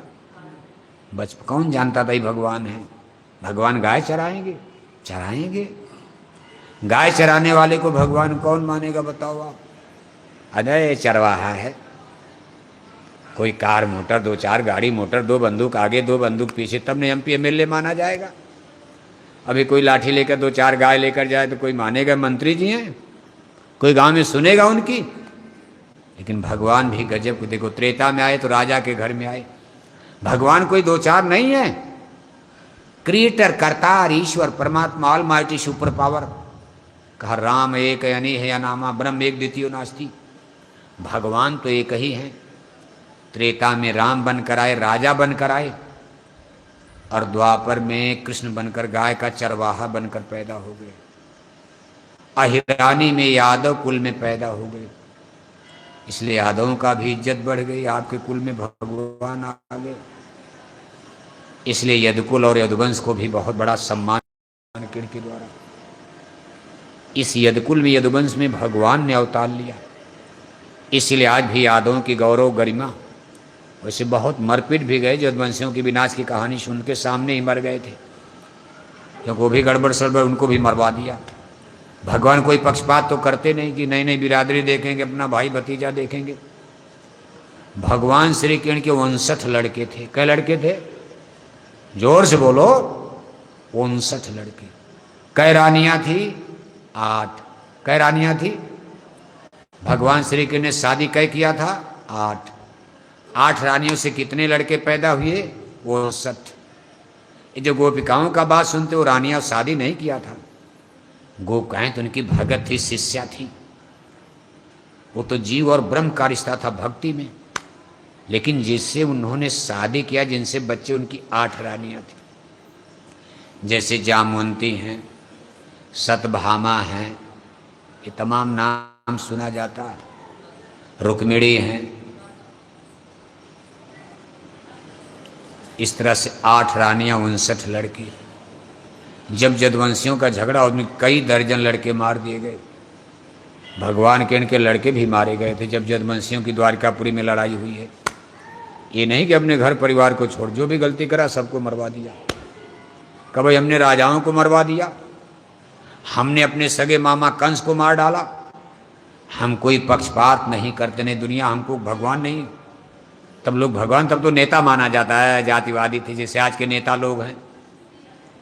अपनी बिरादरी को छोड़ देंगे, दूसरे को मार देंगे। सब नेता पर जातिवाद का आरोप लगता, जातिवादी हैं, जातिवादी हैं, जातिवादी हैं। भगवान कभी जातिवादी नहीं हो सकते। इसलिए राजाओं को मरवाया तो द्वारिकापुरी में यदुवंशी जो गड़बड़ सड़बड़ थे, सब नहीं मरे यादव। सब यादव मर जाते तो हरियाणा में आज रेवाड़ी, महेंद्रगढ़ में, झज्जर में यादव लोग रहते कहाँ? इतनी बड़ी संख्या आज भी यादवों की भारत में है। आपके हरियाणा में तो कम, आप उत्तर प्रदेश चले जाओ, बड़ी बड़ी अहिरानी है। बिहार चले जाओ, कितनी बड़ी अहिरानी है। वहाँ तो सरकारें बन जाती, इतनी ज़्यादा आबादी है। हरियाणा में तो आप सरकार नहीं बने, कमजोर, आप कम हो। ये 2-4 जगह हो, इसलिए यहाँ तो जाटों का क्षेत्र माना जाता। लेकिन कुल मिलाकर के भगवान ने कोई पक्षपात नहीं किया था, सबको मारा पीटा। कहा तब यदुवंश कृष्ण अवतारा, हुई हैं हरन धरन अघभारा। संसार के पाप ताप को मिटाने के लिए भगवान ने धरती पर जन्म लिया। बचपन उनका देखो जंगल में गाय चराने में बीत रहा। अभी बच्चे हैं, गाय चराने चले गए। यादव के घर में जन्म लिया, हिरानी में तो गाय चराने की तब कोई फैक्ट्री, कारखाना, कार, मोटर, हवाई जहाज, इंटरनेट, कंप्यूटर, मोबाइल। अब उस जमाने की परंपराएं जो थी, इसके अनुसार जंगल में ग्वाल बालों के साथ गाय चरा रहे। नंदगांव, गोकुल, वृंदावन, बरसाना की गोपिकाएं दही मट्ठा बेचने के लिए मथुरा शहर में आती जाती थी। देखा भाई ग्वाल बाले नाच रहे हो, नाचते थे, बच्चे हैं छोटे छोटे। नाच गाना, गाना गाना बजाना, उसी में नाचना गाना, दिन बिताना है गाय के साथ। ग्वाल बाल नाच रहे तो गोपिकाओं ने अपना घड़ा उतारा। कहा भाई चलो थोड़ा आराम भी कर लिया जाए, थक गए हैं, और इन ग्वालों की नाच को भी देख लिया जाए। 1 दिन, 2 दिन, 10 दिन, महीना, 2 महीना बीता। गोपिकाओं ने कहा भाई नाच तो सब ग्वाला नाच रहे, लेकिन ये ग्वाला बहुत अच्छा नाचता, जिसका नाम कान्हा है। उनको क्या पता भगवान है। कहा ये कान्हा तो बहुत अच्छा नाचता है। गोपिकाओं ने कहा कान्हा सबकी नाच बंद करो, तुम अपनी नाच थोड़ी और दिखा दो। कान्हा ने कहा ना ना ना ना ना, बस हम अपने साथियों के साथ नाचें, अलग से नहीं नाचेंगे। अरे कहा कान्हा थोड़ा नाच दो। इसके बदले में हम आपको एक गिलास मट्ठा ज़्यादा पिला देंगे। क्या पिला देंगे? मट्ठा, दही नहीं, मक्खन दूध नहीं, का मट्ठा एक गिलास और पिला देंगे। भगवान भी गजब के, का सर पर हाथ लग करके लगे, एक गिलास छाछ माने मट्ठा, भगवान के घर में मट्ठा की कमी है? संसार को बनाने वाला आज एक गिलास मट्ठे पर देखो नाच रहे हैं। गोपिकाओं ने कहा कान्हा बस बस बस नाच बंद करो, हमको शहर जाना, मंडी बाजार में जाना, घर वाले नाराज होंगे, देर हो जाएगी। कि कहाँ रह गई अब तक तू, ले कान्हा मट्ठा पी ले। कान्हा के पास न कोई लोटा है न गिलास है। कान्हा ने अपनी अजूरी लगा दिया जैसे नौकर को पिलाया जाता है, ऐसे अजूरी लगा दिया। गोपिकाओं ने ऊपर से मट्ठा गिरा दिया। कान्हा ने कहा थोड़ी और पिला दो, बड़ा अच्छा लग रहा। गोपिकाओं ने कहा बस, इससे ज्यादा पिला देंगे तो ग्राहक नाराज हो जाएंगे, मट्ठा कम हो जाएगा, घर पर शिकायत जाएगी कि मट्ठा कहाँ चला गया सब, क्योंकि हमको बेच कर पैसा लेना। इतना तो हम पानी वानी डाल करके ठीक कर देंगे, लेकिन ज्यादा कर देंगे तब तो गड़बड़, ग्राहक नाराज हो गए, घर पर शिकायत।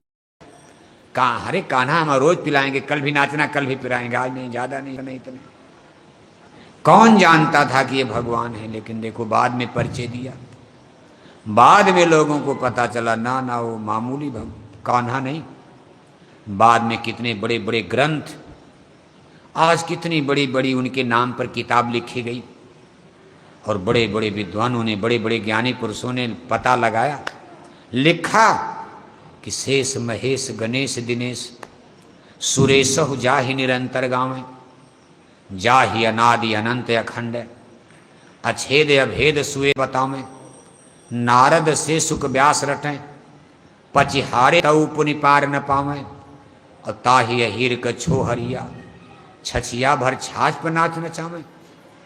कहा बड़े बड़े ज्ञानी विज्ञानी, सुखदेव, बड़े बड़े व्यास, ऐसे ज्ञानी पुरुष हड्डी गला डाले जंगल में तपस्या करते करते, जिस ब्रह्म और भगवान का भेद नहीं जान पाए, आज उसी भगवान को नंदगांव गोकुल वृंदावन बरसाना की यादव कन्याएं गोपिकाएं एक गिलास मट्ठा पर नाच नचा रही हैं। भगवान, इसीलिए भगवान कहा जाता है।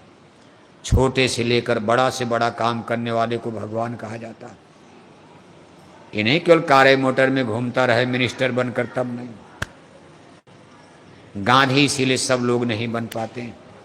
गांधी महात्मा समय पर पैदल भी गांव में कोई बॉडीगार्ड नहीं लेकर चलते थे। आज दुनिया उनको प्रणाम करती। नेताओं को तो मरने, जब तक जिंदा हम लोग मानेंगे।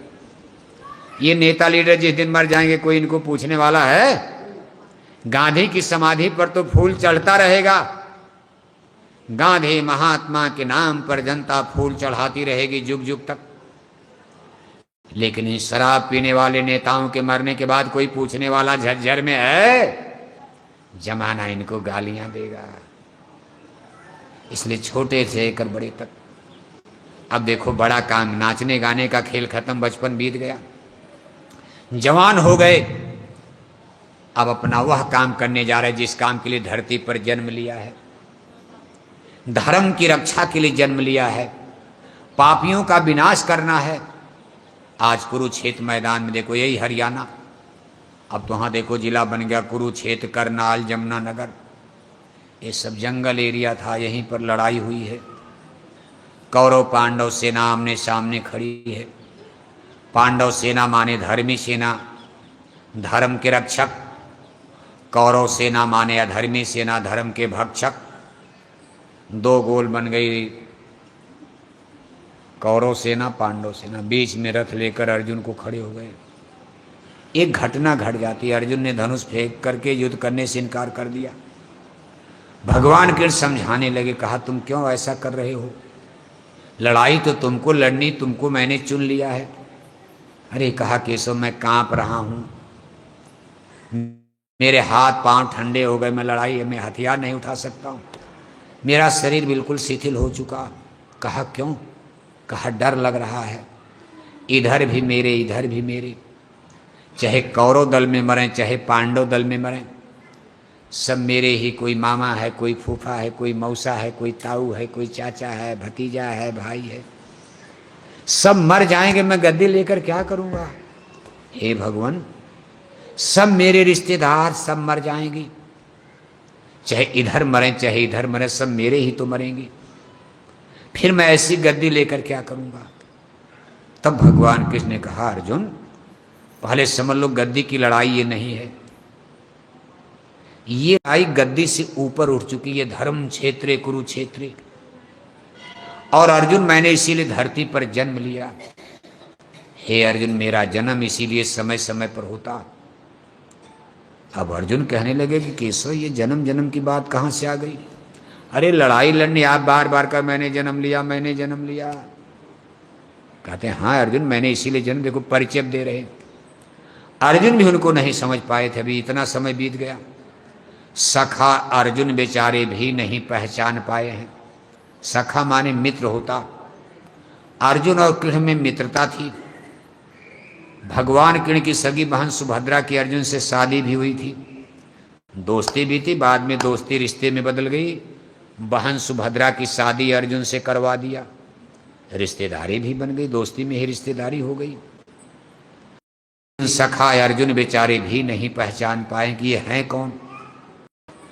तब वो परिचय दे रहे हैं कि यदा यदा ही धर्मस्य ग्लानिर्भवति भारत अभ्युत्थानम आधर्मस्य तदात्मानं सृजाम्यहम् परितराय साधूनां विनाशाय च दुष्कृतां धर्म संस्थापनार्थाय संभवामि जुगे जुगे।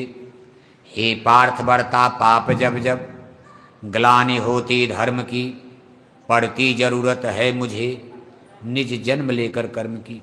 हे अर्जुन, जब जब धरती पर पाप बढ़ता है और मालूम पड़ता है कि धर्म नष्ट हो जाएगा, तो इसकी रक्षा के लिए मैं धरती पर स्वयं जन्म यानी अवतार लेता हूं। अर्जुन ने कहा कि सो आप हैं कौन? हम तो आपको एक हाड़ मांस का आदमी समझ रहे हैं, और आप कह रहे हो कि मैंने धरती पर धर्म की रक्षा के लिए जन्म लिया, तो आप हैं कौन?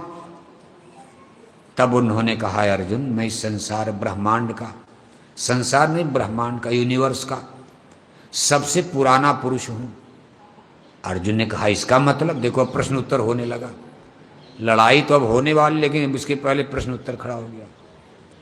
अर्जुन प्रश्न कर रहे हैं, कृष्ण महाराज उत्तर दे रहे हैं।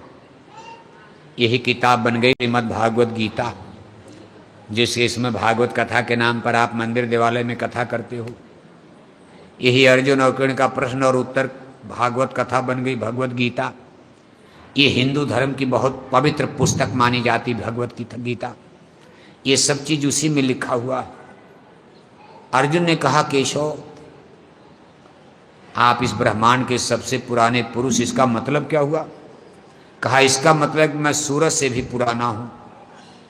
यानी जब सूरज बन रहा था तो मैं देख रहा था, जब चंद्रमा बन रहा था मैं देख रहा था, जब ये तारे बन रहे थे, धरती पर्वत पहाड़ समुद्र बन रहा था मैं देख रहा था। अर्जुन ये सब मेरे सामने बना, मैंने देखा है। किसने बनाया, कैसे बनाया, मैं जानता हूं। अब अर्जुन और दुविधा में पड़ गए। अरे कहा, मन में लगे सोचने कि सूरज तो न जाने कब का बना है, और हमारी इनकी उम्र तो बराबर बराबर है, और ये कहते मैंने सूरज को बनते देखा।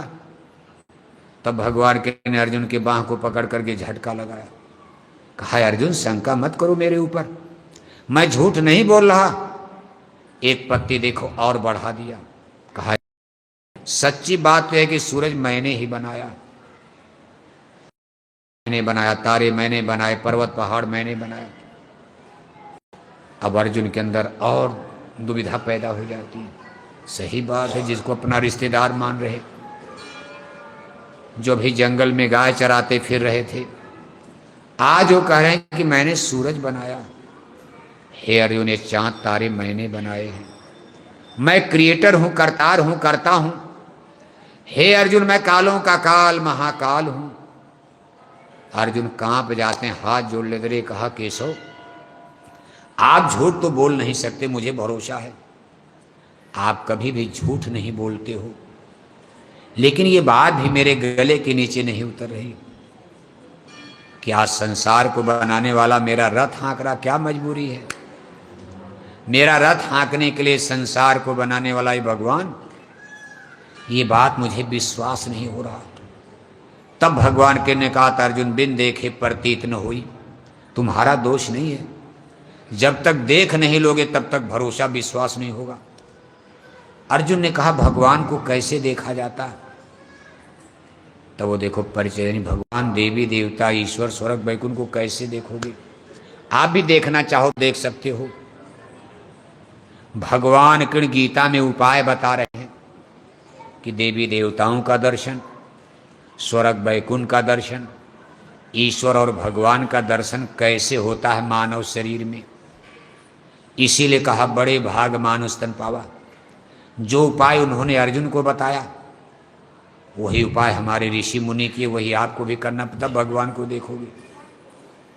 भगवान श्री कृष्ण कहते, भाई देखो, इन दोनों आंखों से तो नहीं देख सकते हो, ना तुम आम सकसे द्रष्टुम ने न स्वचक्षुषा दिव्यम ददामि ते चक्षुम पश्चिमयोगम ऐश्वरम अहम दिव्यम चक्षुम ददामि। अब गीता संस्कृत में लिखा है। अब संस्कृत तो इस समय लोग अंग्रेजी भले बोले, संस्कृत कोई पढ़ता नहीं, लेकिन जिस दिन गीता लिखी गई अर्जुन भी संस्कृत बोलते थे, भगवान कृष्ण भी संस्कृत बोल रहे। उसमें किसान काश्तकार मजदूर भी संस्कृत ही बोलते थे, हिंदी उन्दी तब नहीं थी, न अंग्रेजी थी, न हिंदी थी, न उर्दू था, न फारसी था। उसमें एक ही भाषा थी, संस्कृत। इसी संस्कृत से गुजराती, मराठी, कन्नड़, उड़िया, बंगाली, बिहारी सब भाषा संस्कृत से ही पैदा हुई है। लेकिन इसका हिंदी में मतलब क्या हुआ? भगवान कृष्ण कह रहे हैं कि इन दोनों आंखों, ये चर्म चक्षु है। चर्म माने चमड़ा, चमड़े की आंख है। इन चमड़े की आंखों से केवल माया की दुनिया को देखा जाएगा। गो गोचर जहलो मन जाई, सो सब माया जानो भाई। हे अर्जुन, मुझे देखने के लिए, देवी देवता ईश्वर भगवान को देखने के लिए दिव्य चक्षु। अब दिव्य चक्षु क्या है? दोनों आंखों के बीच में हमारी आत्मा सिचुएटेड है। स्पिरिट जिसको कहते हैं, जीवात्मा, जीव। इस शरीर में जीव कहाँ है? दोनों आंखों के बीच में मुर्शिद नैनो बीच नबी है। इसको पढ़े लिखे लोग स्पिरिट यानी शोल कहते, मुसलमान भाई रूह कहते। आप अपनी भाषा में जीव, जीवात्मा, संत लोग सूरत कहते। मोरी सूरत सुहागिन जागरी, देखो साधु लोग गाते। ये आत्मा दोनों आंखों, जहां आप बिंदी तिलक टीका लगाते हो, इस पॉइंट पर, आज्ञा चक्र पॉइंट पर, जहां माताएं बहनें बिंदी तिलक टीका लगाती, ब्राह्मण देवता पुजारी लोग जहां चंदन का तिलक टीका लगाया करते, सबकी आत्मा, ब्राह्मण की, क्षत्रिय की, यादव की, हरिजन की, जाट की, गुजर की, हिंदू की, मुसलमान की, लंदन, अमेरिका, जर्मनी, जापान, औरत, मर्द, बच्चे, बच्चियां, पढ़े लिखे, अनपढ़, राजा प्रजा, सबकी आत्मा दोनों आंखों के बीच में बैठाई गई। इस आत्मा की आंख को दिव्य चक्षु कहा जाता है। क्या कहा जाता है? हैं? दिव्य चक्षु। शरीर की आंख को, इनको जगाओ, देखो सो गई। कहा यही तो कुछ बोल रहे हैं, क्या कहा जाता है? सो गई अब की आंख, सुन नहीं रहे। शरीर की आंख को चर्म चक्षु और आत्मा की आंख को गीता में भगवान के ने क्या कहा? दिव्य चक्षु। क्या कहा है? दिव्य माने विशेष, चक्षु माने आंख। शरीर की आंख को चरम चक्षु और आत्मा की आंख को दिव्य चक्षु। शरीर में दो आंख और यहां माथे में आत्मा बैठी। आत्मा में क्या आंख है? क्या आंख? हमारी तरफ देखो, आत्मा में क्या आंख है?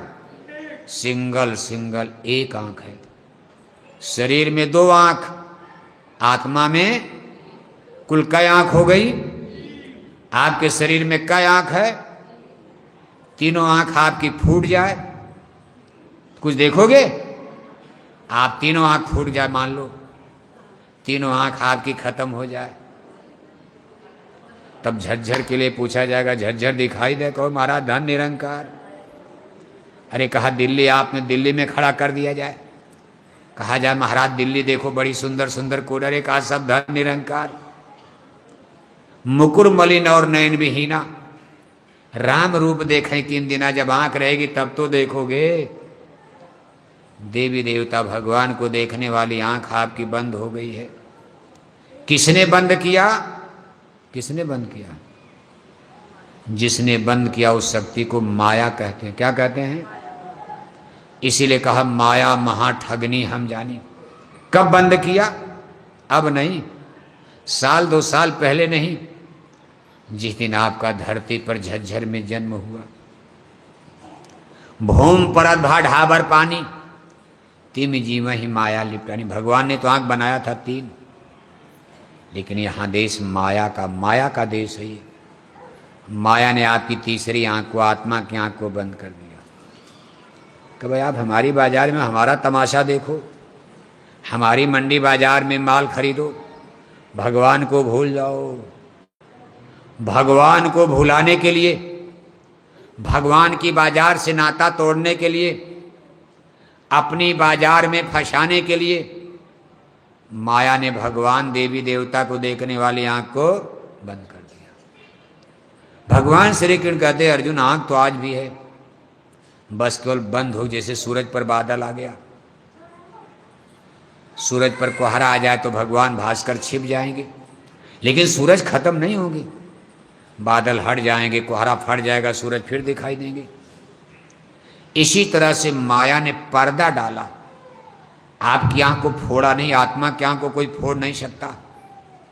ये आंखें तो फूट सकती, आग में जल सकती, लेकिन आत्मा नैनम छिंदंती शस्त्राणी, नैनम दहाती पावका, न चैलम क्लेदयंताप, न शोषत मारता। आत्मा अजर अमर अविनाशी है, आत्मा की आंख भी अमर है। इसको माया बंद तो कर दिया, लेकिन माया इसको फोड़ नहीं पाई। अगर आंख माया ने फोड़ दिया होता, हम लोगों को भगवान देवी देवता स्वर्ग वैकुंठ देखने की सारी संभावना खत्म। कभी हम लोग भगवान को नहीं पाते। न कोई मीराबाई बनता, न सहजोबाई बन पाता, न वशिष्ठ विश्वामित्र बन पाता, न कोई स्वामी विवेकानंद दयानंद सस्ती बन पाता। लेकिन भगवान भी गजब के हैं। कहा ऐसी आंख बनाया कोई फोड़ नहीं सकता, बस माया ने बंद कर दिया। जैसे आपकी आंख पर पट्टी बांध दी जाए, नहीं दिखा, ऐसे बंद कर दिया, पर्दा लगा दिया। भगवान श्री कृष्ण ने कहा अर्जुन आज मैं तुम्हारी आंख खोलूंगा। माया तो नहीं खोलने देती, कोई ऋषि मुनि भी बेचारे परेशान हो गए, लेकिन भगवान कृष्ण कहते कि मैं खोल दूंगा, बैठ जाओ रथ पर। अब देखो खुलने का उपाय बता रखा, आंखें बंद करके बैठ जाओ। यानी बाहर की दोनों आंखें पहले बंद करो। ये आपकी दिव्य आंख कब खुलेगी? जब बाहर की बंद करोगे। इसीलिए पूजा में आंख बंद कर ही पूजा, खोल कर कोई करता? चाहे घंटी बजाओ, चाहे घंटा बजाओ, चाहे ठाकुर जी की कथा सुनो, सब लोग आंख बंद करके पियरी धोती होती पहन कैसे बैठते हो? अब खुलती उलती किसी की नहीं। कथा सुनने, मछली अंडा खाओगे, कथा सुनने से आँख खुल जाएगी? अरे इसके लिए तब मेहनत करनी पड़ती है, तपस्या करनी पड़ती, त्याग करना पड़ता है। भगवान कृष्ण कहते बाहर की दोनों आंखें बंद करके ऐसे बैठ जाए, ऐसे साधु लोग साधना करते। अर्जुन बैठ जाते, फिर कहते हैं कि मन बुद्धि चित्त का कंसंट्रेशन, इस माया की मंडी बाजार से अपना ख्याल ध्यान हटाकर दोनों आंखों के बीच में एकाग्र करो, कंसंट्रेट करो। अब यही काम तो बड़ा कठिन है। आप पूजा करते हो और आपका ध्यान देखो घर परिवार में भटकता। कर में तो माला फिरे, मनुआ फिरे चहोर। खेती करने वालों का मन खेती में। यहाँ मंदिर में आते हो आप, देखो कोई देवस्थान मंदिर ये भी है।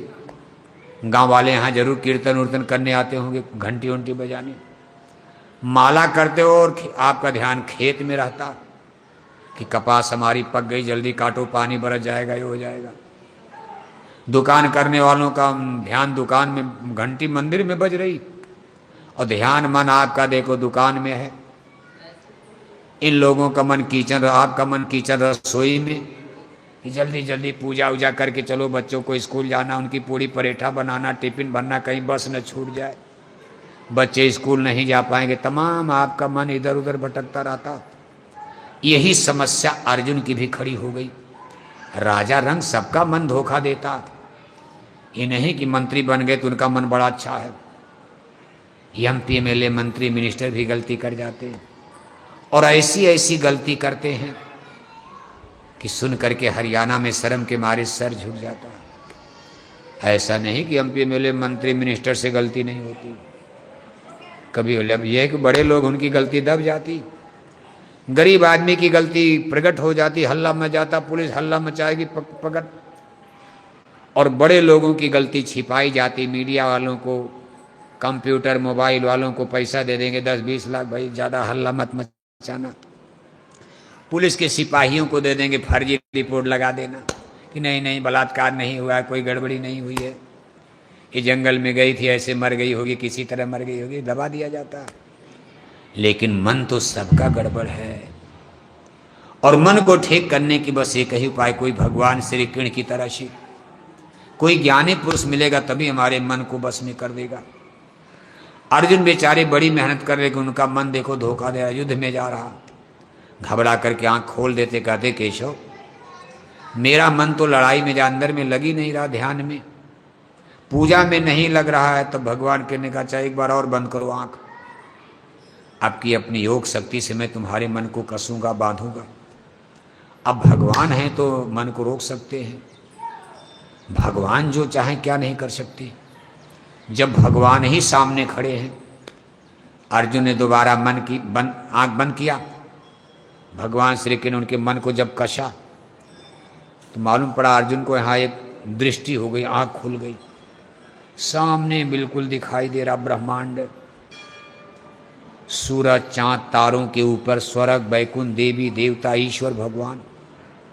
दिव्य दृष्टि के द्वारा, तीसरी आंख के द्वारा भगवान श्री कृष्ण का योगेश्वरी चतुर्भुज रूप भगवान कृष्ण ने मुंह बड़ा किया, मुंह का विस्तार किया तो उसमें सब कौरव पांडव सेना मरी पड़ी।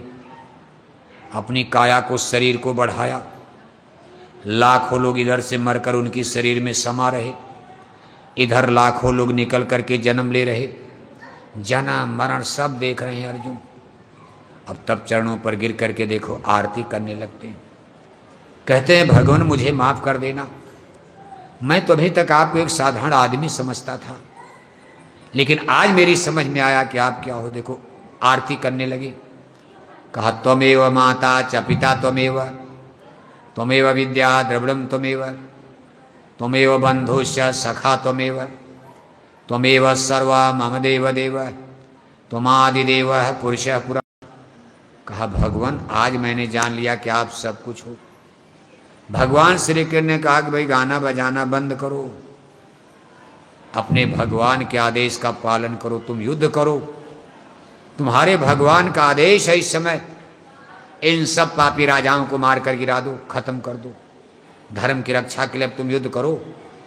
अर्जुन ने कहा केशव विश्वास हो गया आपका, मैं युद्ध करूंगा, सबको मारूंगा। देखो सबको मारा, 5 भाई पांडव और 100 भाई कौरव, लेकिन जीत कौन गया? कौन जीता? 5 भाई पांडव जीत गए और 100 भाई कौरव, 100 भाई कौरव हार गए, मर भी गए। 5 पांडव जिंदा बचे और जीत भी गए। 5 भाई पांडवों का धर्म शाकाहारी और 100 भाई कौरवों का धर्म, कौरवों का धर्म, पांडवों का धर्म, भगवान श्री कृष्ण का धर्म और सगे मामा कंस का धर्म, सब मारे गए। मांसाहारी कोई धर्म नहीं होता, समझ लो आप।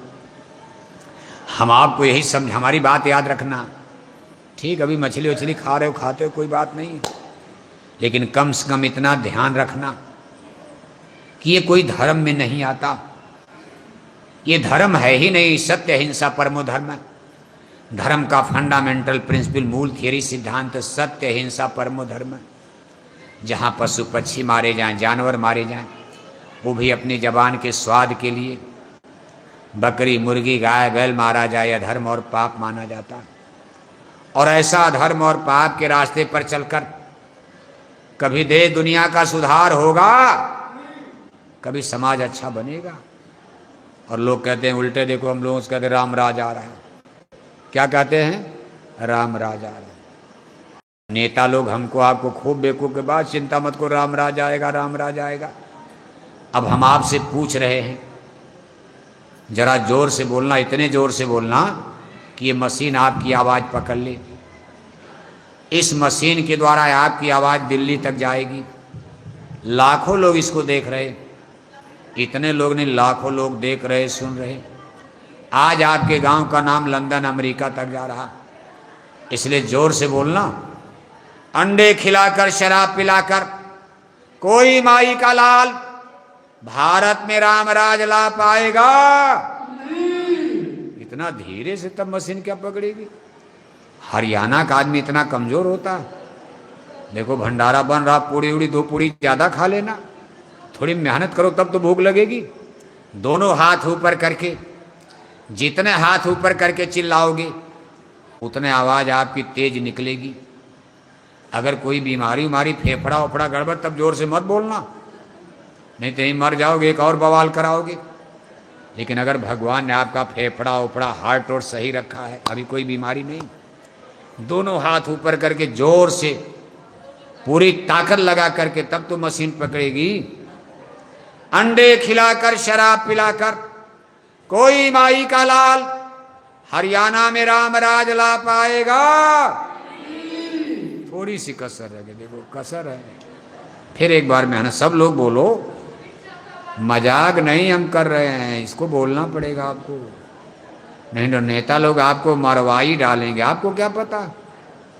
अंडे खिलाकर शराब पिलाकर कोई माई का लाल भारत में राम राज ला पाएगा। चलो अब तो कुछ मशीन पकड़ा, फोटो आपकी अच्छी आ गई। भगवान राम के राम राज में अंडा बिकता था, भगवान राम के राम राज में शराब बिकती थी, भगवान राम के राम राज में मुर्गी पालन चलता था, भगवान राम के राम राज में मछली पालन चलता था, भगवान राम के राज में नसबंदी गर्भपात होता था। और आज किसका राज है दिल्ली में? मोदी साहब का। प्रधानमंत्री मोदी जी हैं, अच्छे आदमी हैं। माननीय मोदी साहब देखो बीड़ी तक नहीं पीते हैं, तो ठीक आदमी, वेजिटेरियन लाइफ सिस्टम, शुद्ध शाकाहारी। माननीय प्रधानमंत्री मोदी जी बीड़ी तक नहीं पीते,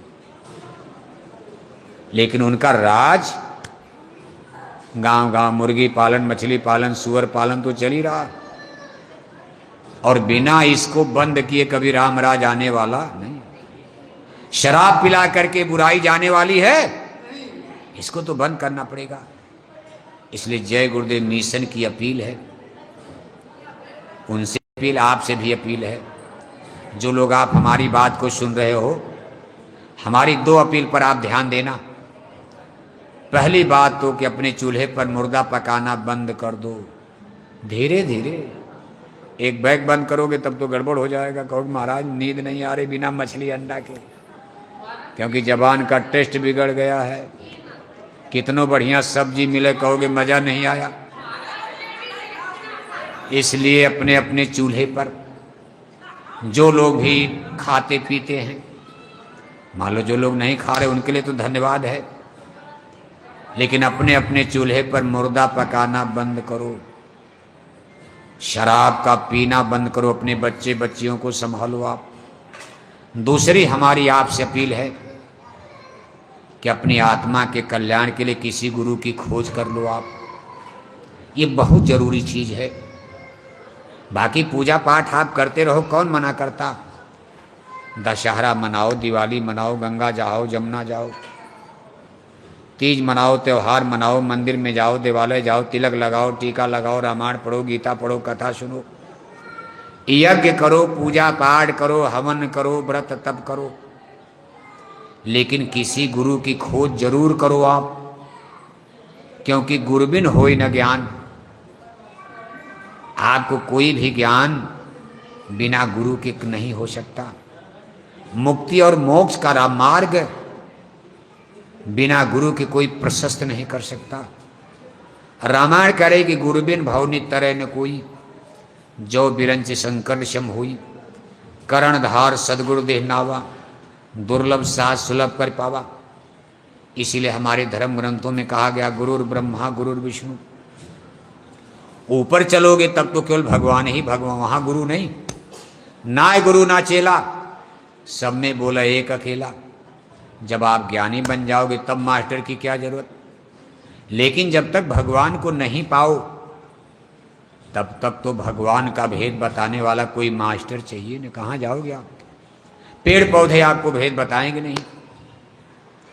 पेड़ पौधे पत्थर, इनके पास जबान तो है नहीं कि बोलेंगे।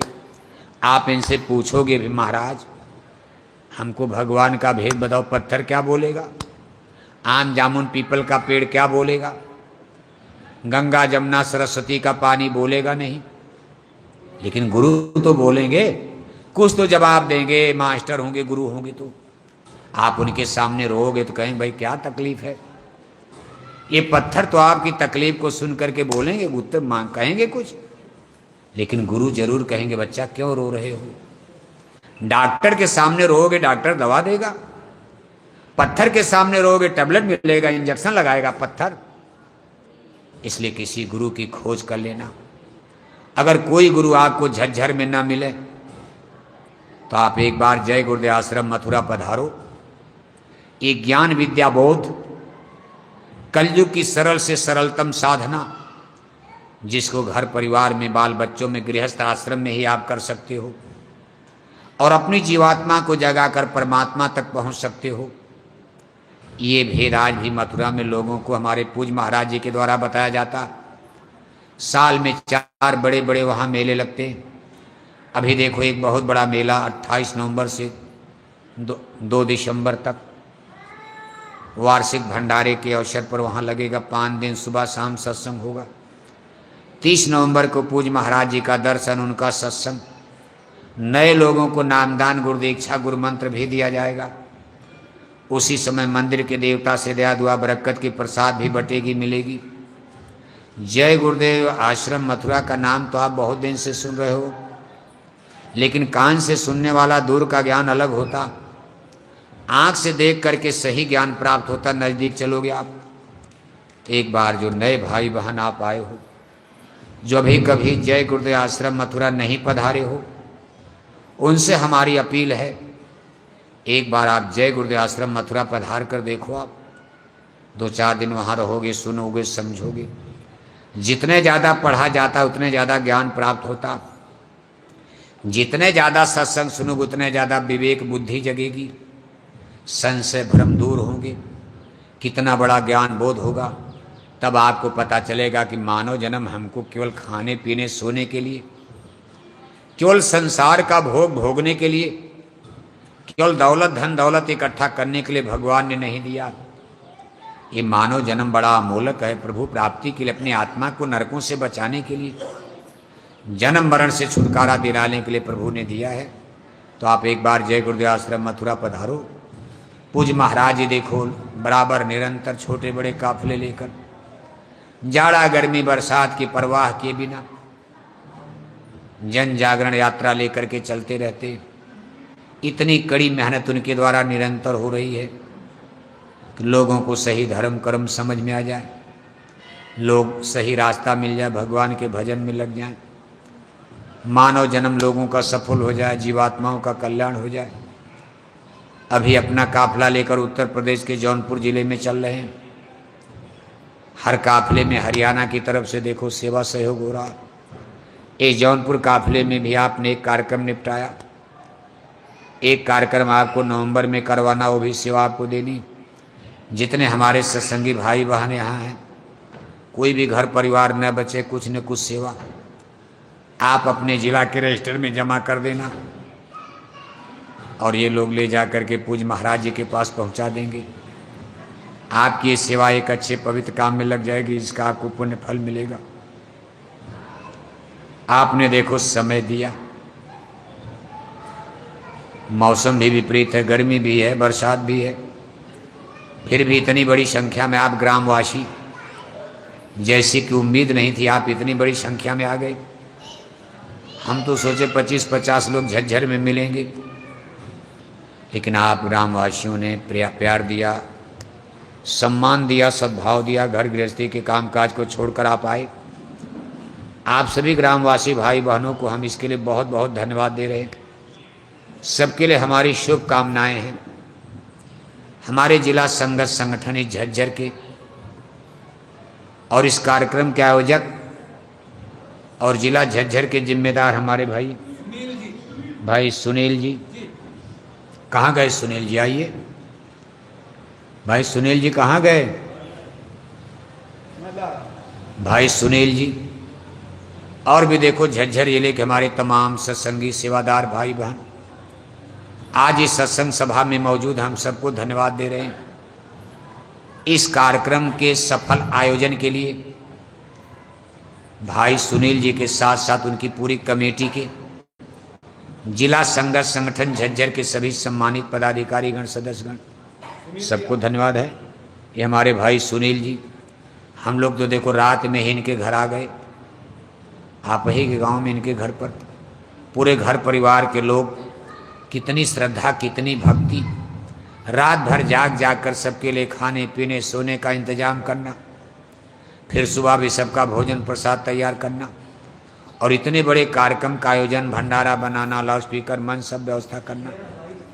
तो भाई सुनील जी उनके पूरे परिवार को, उनके तमाम रिश्तेदार नातेदार दोस्त मित्र भी इस सत्संग सभा में उपस्थित हैं, हम सबको बहुत बहुत धन्यवाद दे रहे।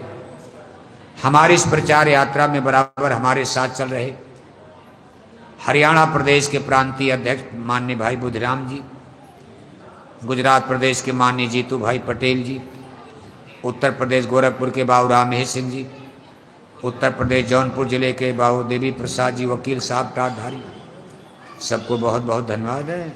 बस 2 मिनट समय आपका और लिया जाएगा, बैठ जाओ अभी बैठ जाओ। बस एक प्रार्थना होगी, 2 मिनट गुरु महाराज के चरणों में आप एक आरती बोलेंगे। कोई सेवा भेंट दान दक्षिणा आपको देनी है या तो आकर के मंच के पास यहाँ चढ़ा देना, नहीं तो आप वहीं बैठे रहना, झोली भी आपके बीच में जाएगी। जैसे कथा होता सुनने जाते भाई, इच्छा रहती कुछ डाल दिया जाए झोली में। मथुरा में बहुत बड़ी गौशाला है गायों के लिए, दाना चारा पानी का इंतजाम आपके चंदा चुटकी से होता। हिंदू धर्म में गाय की सेवा का बड़ा पुण्य माना जाता। तो आप मथुरा में गुरु महाराज की गौशाला के लिए कुछ सेवा देना है तो झोली में आप दान कर देना। अब आप आरती बोलते रहना, सेवा देते रहना। अभी देखो मन से उतरने के बाद ये सामने बाहर हमारी सफ़ेद रंग की गाड़ी खड़ी है, अभी करीब अब आधा घंटा गाड़ी में रहेंगे। किसी भाई बहन को नज़दीक से मिलना है तो आकर के आप गाड़ी में मिल सकते हो। वैसे तो हम आपको घंटे भर से देख रहे हैं, आप भी हमको घंटे भर से देख रहे हो, फिर भी नज़दीक से मिलने का दरस परस आदान प्रदान, दया दुआ लाभ बरकत अलग होता। इसलिए कोई भी भाई बहन नज़दीक से मिलना चाहते हो आकर के आप गाड़ी में मिल सकते हो। बोलो जय गुरुदेव, जय